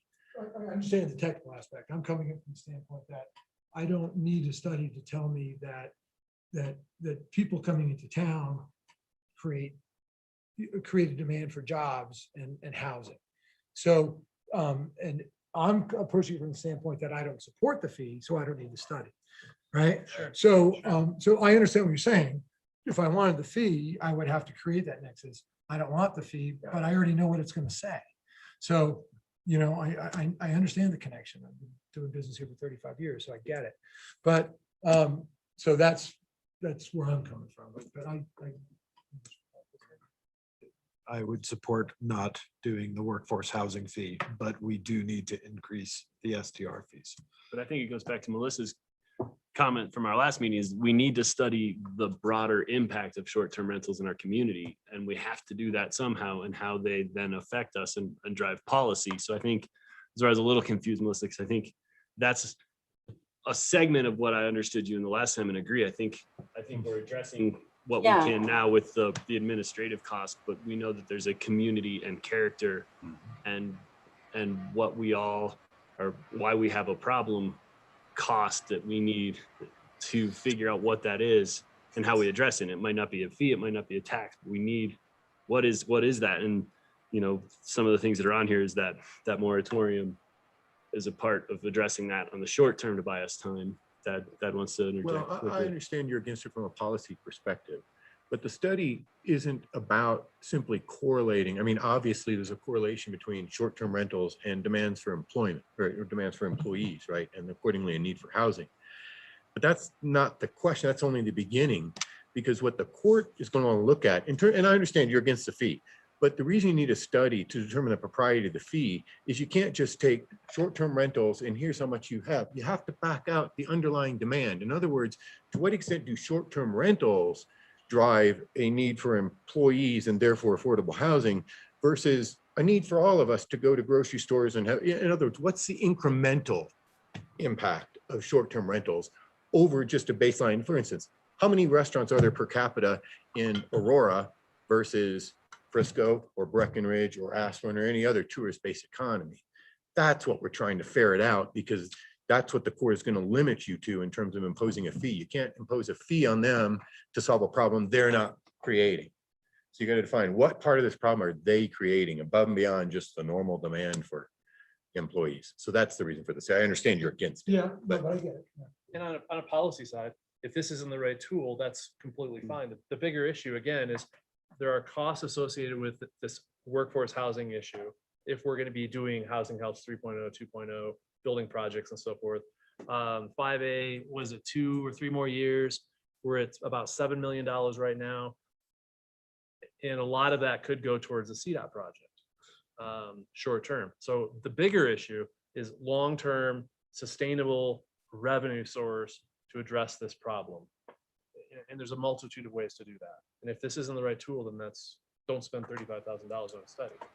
I mean, I just think I'm a little thrown for a loop. I don't want to get hung up on it, but we've never, on this kind of specific analysis, as we said, there may be merits to combining the effort with Breckenridge. Certainly there's a lot of similarities, but I just worry, I mean, Andy, you summed it up well, that it becomes very, we get kind of lumped into a Breckenridge analysis, and we're asking Frisco voters to put forth a fee. And so, you know, I think this whole conversation, and Hunter, you summed it up, the true cost to the community of workforce of STRs, you know, this is like a whole work session topic, and I'm not sure that you know, a study done by EPS can accurately really capture it. I mean, it's and I hear what you're saying, that we need that to put forth a ballot initiative, but I'm having a hard time following the direction that we're on right now. I mean, we all agree that we should consider the fee. How do we get there, and what does the fee look like is the question that I'm not feeling like we're getting on solid ground on. Just to clarify, we're not talking about a ballot initiative. When they're talking about a fee, we're talking about imposing a fee legislatively. Okay. And this is needed to build that legislative record that a court would support on a challenge that the fee was actually a tax in disguise. Versus just raising lodging tax. Lodging tax, right. Yeah, that kind of study, you can do whatever studies you want to support a ballot question that you want to set ultimately for a tax. A couple things that I'm seeing. One is on the STR. Lean forward so make sure we. I'm sorry. I was uncomfortable. I'm with you. On the STR fee, I do want to raise an issue which I've talked to a couple people about, which is we have a population that needs to be considered, which is the favored population, meaning the people who live here full-time. They're teachers, they're full-time employees. They're the people who we're having all these conversations about. But a lot of them only survive in our community because they go couch surf over Christmas and pick up $1,500 STRing their house. So that's supplemental income that allows them to stay here. And I don't have an answer for that problem, but that's a population that I think some way or another we need to have a reality check on, and not preclude them from staying here, if that's a necessary part of their income. And there is an opportunity to do that through a tiering of this of the permit types. So if if it truly is a full-time resident that is renting out a room, always renting out a room, or occasionally renting out a room, or couch surfing, as you said, we certainly have that opportunity to create that tiered system. That will take a little bit of time, but there are plenty of examples of that type of system out there. I want to make sure those people are stay in the conversation. We don't blanket them out. I'm a little leery of moratoriums. Eva, if you think you're busy now, wait until we say we're going to institute a moratorium in a undetermined date. Because anybody how much is our fee now for a STR for a license? $125. Any inkling of thought to get that they might someday, an STR is going to apply starting tomorrow. Unless we say tonight, the moratorium starts now.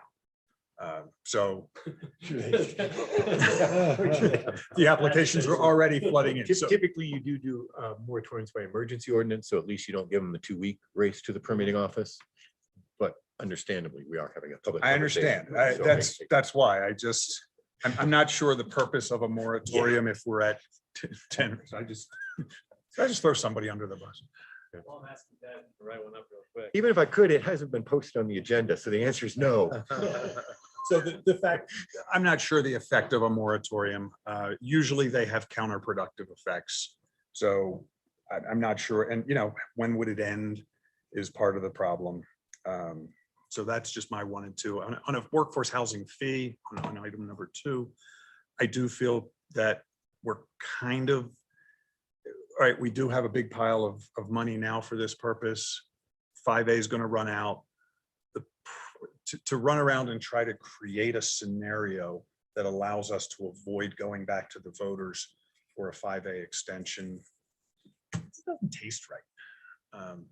I believe in the fee for the STR licensing fee, but the housing fee, I think that's what 5A is for.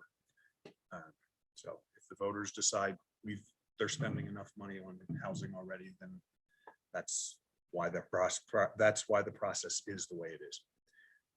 And then I look forward to the continuing conversation on the rest of the items. Jesse or Rick? I'm all over the place. We all are. So Until Dan drew that distinction, I guess, between the first two fees, I was kind of all in on like, let's just do this once. Like, what is the cost? But I totally understand that distinction and why one needs to be administrative and the other is a much different conversation. I do support doing the housing fee study because it doesn't mean we have to do it in the end. And it gives us more information. But to Melissa's point, it's not necessary. It doesn't feel as action oriented as let's get 20 units on the table tomorrow. But I would support it. And I always, I'm not really sure where this hesitation about working with our neighboring partners is coming from, because you tell them, you have 5,000 units, we have 600, you pay for most of this study, like, and then we'll get, in the scope of work, you need to give us what we want out of a Frisco study. So I'm not worried about like the outcome of that. I'm torn on a moratorium at the moment. 21 in 1 month is a lot. And that's probably not just, that's only going to build, I feel like. But I agree with Andrew that moratoriums often cause more problems than they help. So I don't know where to go on that one. I think I could get behind one that's pretty short. What did Steamboat, how long did Steamboat do? 90 days? 3 months? Okay. What, Thad, in your experience, typically, what are the lengths of these? I mean, they have to be long enough that you get something done, but. Usually when they're adopted for the purpose of considering comprehensive regulatory schemes of one sort or another, 6 or 9 months is a more typical period. In my experience, Yeah. but there's nothing, 6 or 9 months has been held to be a reasonable period. I can tell you that. When challenged. I think back to our short-term rental discussions when we started this program, and the reason we have $125 fee was because we had to get this program over the finish line. And now we're talking, let's cap it and let's put a moratorium on it like tomorrow. And that is a major policy swing. And so for me, the moratorium is just a little bit, maybe a little too early. I could get behind it, but I'm not ready to say yes to that right now. And then the STR position, go forth and conquer. The ballot questions, I don't think we've talked about yet. Trying to wrap my head, or maybe Jeff, what have you heard? So far, what I'm hearing. Yes. Where's your summary? Because I've got a lot of notes that aren't. On 1 through 3, Mhm. I'm hearing, get the right number, bring it back soon. Not necessarily next week, but soon. Get the right number. On number 2, I'm hearing hold on that. On number 3, I'm hearing kind of a mix between bring it back for consideration and not, but I think the nod is leading. Or maybe swaying some opinions. Rick, you know. Yeah, where's Rick? We need. Yeah, hey guys. There he is. Just going through the list. I'm not tied since I understand we have a lot of applications coming in every month, but since it's a April renewal date, I do agree with let's take our, not necessarily slow roll it, but let's do it right and get that fee number out there. Maybe not next week. I mean, to me, it seemed like we could just make it April 1st, but if we got a number back quicker, then we can go with that if we figured out what that number was. On the workforce housing fee really kind of overlaps for me with 5A. If we were going to look at extending 5A, That's, I don't know, double jeopardy is the wrong word, but it seems to be two things after the same goal. And on a moratorium, I think, well, yes, we need the position. We need to figure out how to get that hired. And on the moratorium, if that's what we need to do to create some breathing room for staff to get this position up and running, I think that's where we need to go. And I'm curious if some of the 5A funds couldn't get and this is work, but get a rental assistance program. And this is counterintuitive to the email I sent most folks. Counterintuitive, but let's get some of that 5A money up and running to get a rental program going after reconsideration. And can we use some of that money to get that position going? And all of that leads towards justification of the 5A extension and or whatever that ballot language looks like. That's what I got. Most eloquent summary of the list yet, I think. Thanks, Rick. So I think study, hold off on it. Heard that. Number one, we're good. Find that fee for sure. Because it seems like it's an easy one. The new position, is anybody opposed to just moving forward with that new position right away? Please do. Move forward. So we can scratch new position off the list. Check, study for now. RFP for property management. Anybody opposed to that with the RFP? Get that done. All right. Sorry, Melissa, I didn't look out. Are you good with that, Melissa? Moving forward with the RFP for Management Creek. Yep. I think that leaves 4 and 5, 2 ballot questions. And the moratorium, which I'm personally struggling with as well. I think a strong part of me says, yeah, let's do it. Let's post it and do it in a few days, because it's terrifying that's that many. And if it gives anybody hesitancy to buying a property up here just a short-term rent and never have any other intention than it as an investment property for that intent, like, to me, that's slowing that down for a little while is a success. But I don't think that that's our job as government necessarily. But I think that's an acute problem. If we've got 21 new applicants, and that's getting into a percentage of our total pool quickly growing. And that makes me worried. And I think that's part of the problem we're seeing, where Qdoba can't open on a Saturday because they have 0 employees. And that's a national chain. They couldn't even drive people up from other restaurants and other communities to cover probably one of their busier restaurants. And I think that's the extent of where we are with the problem. But I also think the moratorium, as Andrew said, then we'll have an additional 600 applications for anybody who might want the option at some point, even if it's only for 3 months, that we're going to have that. So I'm still split on that, because I don't know which way is better, accomplishes us getting units, slowing things down, and keeping people in our counties working. So I'm stuck on that one pretty seriously. Can I follow up with just the why? Remind me especially, what's our motivation for the moratorium? It would, a couple of things. One, it would allow us a breathing room to do some of this analysis needed in order to set the new fee, establish what that new fee is, get it through onto a council agenda for approval of that fee. And I believe that is at an ordinance, first and It second. doesn't have to be an ordinance. Not a first, okay. Our ordinance currently provides the finance director with the ability to set the fee based on her analysis and determination of costs, direct and indirect, right? It's been that way since the beginning. Having said that, there were very much politics around how much the fee was going to be.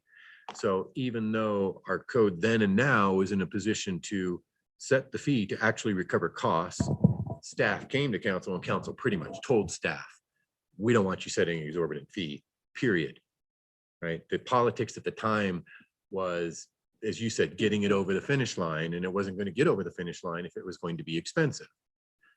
So there is no code change needed. There is an analysis on the part of the finance director. And there's certainly nothing wrong with staff coming to council and saying, here's our analysis and here's what the finance director intends to impose, unless you tell us otherwise.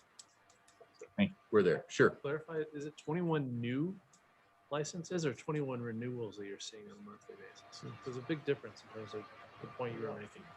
So, so we've seen so far in June, 21 applications.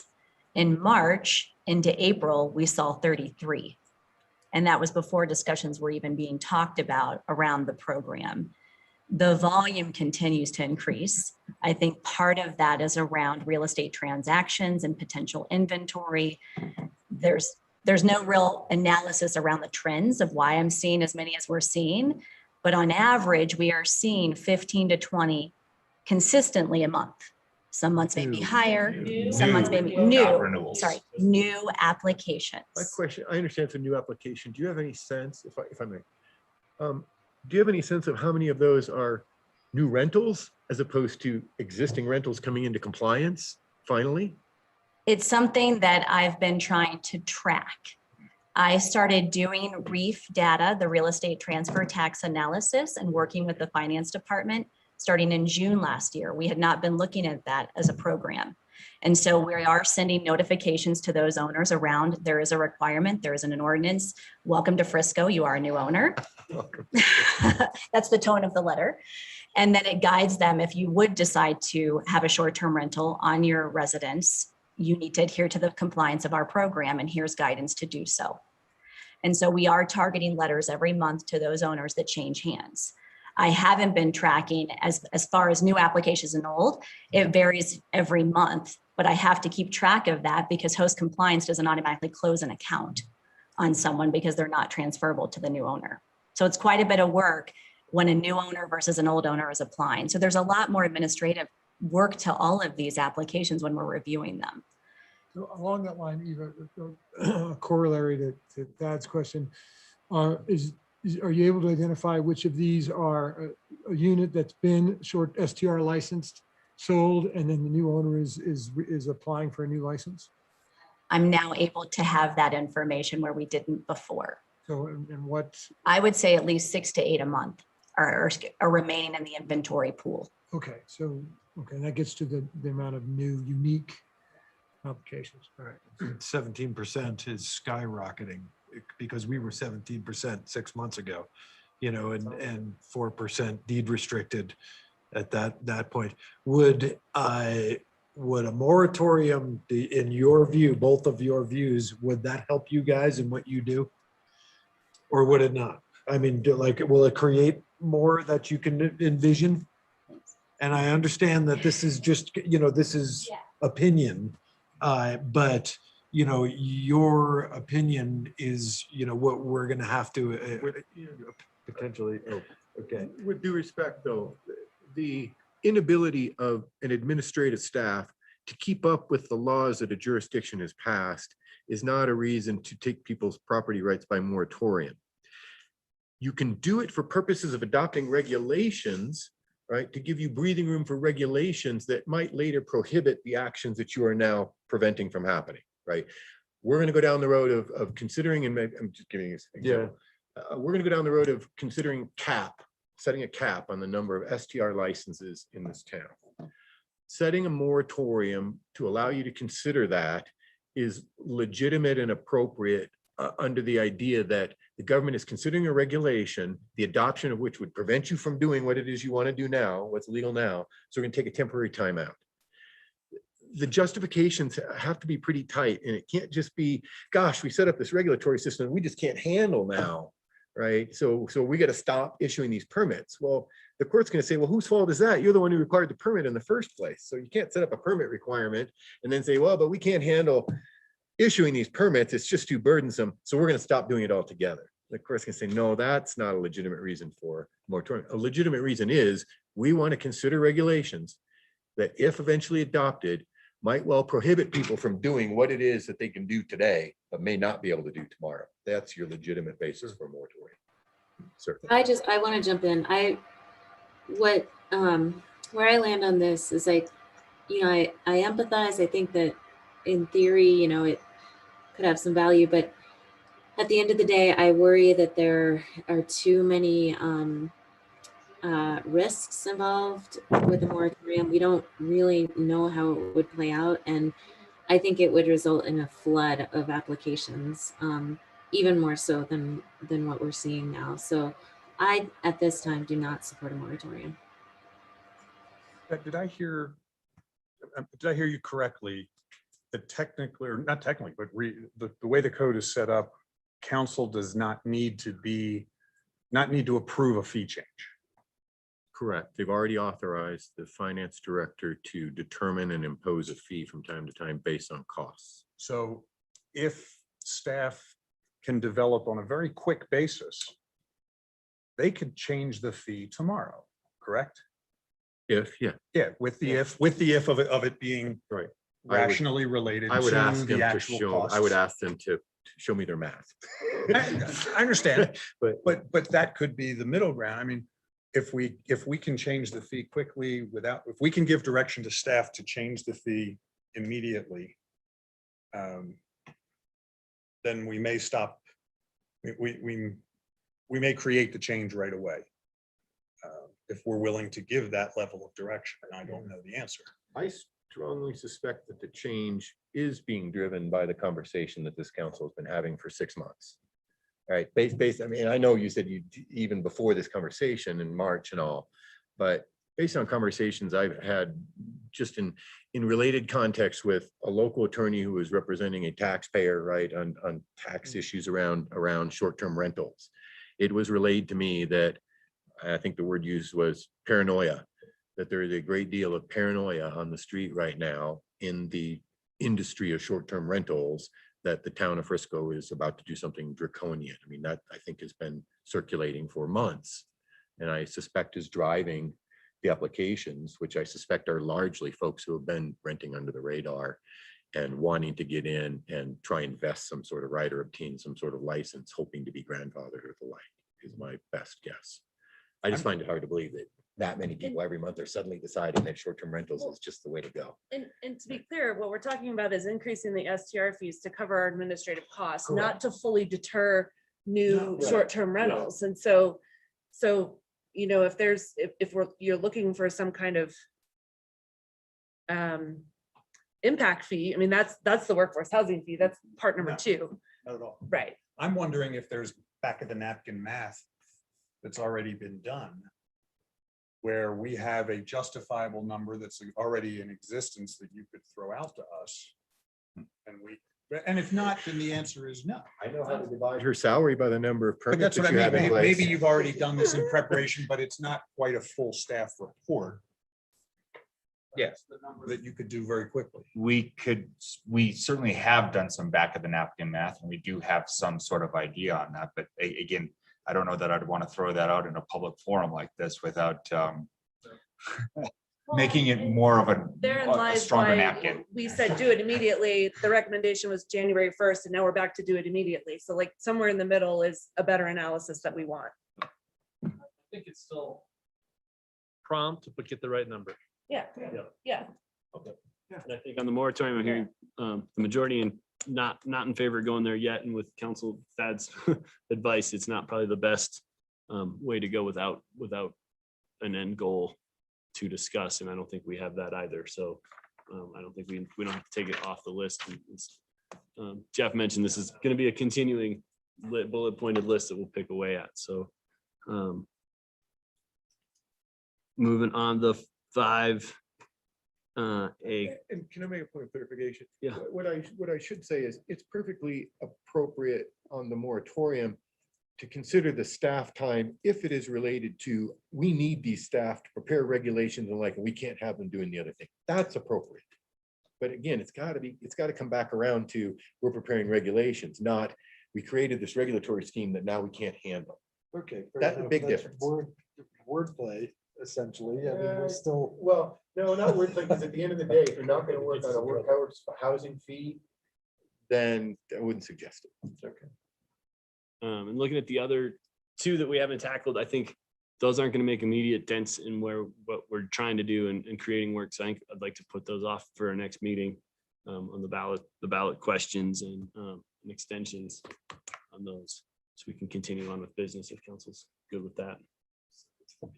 I just remind you, in the peak school staff report, it had the calendar for the November ballot. So just, I just ask you to look at that, but we can add to the next 2 weeks agenda easily.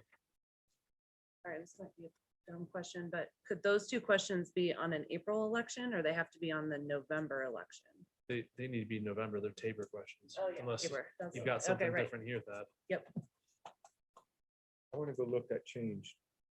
They juked with the statute a little bit on that. Let me look. The Okay. answer is maybe. Okay. I think it's not a definite no, because I think they amended the statute to allow spring folks to go in the Just spring. recently? Yeah, within the last couple of years. Good. I want to go check. So can we Summarize where we're at. summarize the action items that we have put forward and, how we're acting? What we're acting on? Yes. Number 1. Prompt, but get the right number. We're gonna work on changing that fee. And we will do it administratively unless you would like to see it come back before we implement it. But I'm hearing not necessarily get it done is what I'm hearing. Good one. I can't see Rick, but is Melissa nodding her head too? Yep. Yep. Right. Number 2, hold. Number 3, that's the workforce housing fee. Hold on that moratorium, hold on that. The 2 ballot questions, look for bringing those back at the next meeting for further conversation. That'll do some research on the potential for an April ballot question for a new tax. The position, strategic or STR coordinator, will work starting tomorrow on recruiting for that position. And RFP, we'll work on getting that out. I think we could probably commit on getting that out next week. Point of clarification. The discussion we've all had on 5A, is this assumed to be in coordination with the other county actors? Not at this time. that I'm- We haven't had a Yeah. real discussion about it Which yet. it was the first time. Yeah. 5A was a coordinated countywide ballot question. Some conversation about that, but nobody has said go yet. Nobody has taken any kind of positions on it yet. So So I far, think we're talking about just extending it Just- locally. Just local. yeah. Got it. Thank you. 2026. There you go.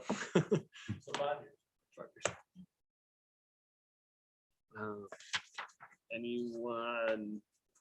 Entirety? In its entirety or? a The, portion of the it? original 5A that was approved in 2006 was extended in perpetuity in 2016, and then there was a 10-year Okay. that was Thank adopted you. in I knew there 2016 were as two well. different ones. Okay, thanks. Are we good with these action items? I would, in terms of the moratorium, and I know we're starting to flog this one.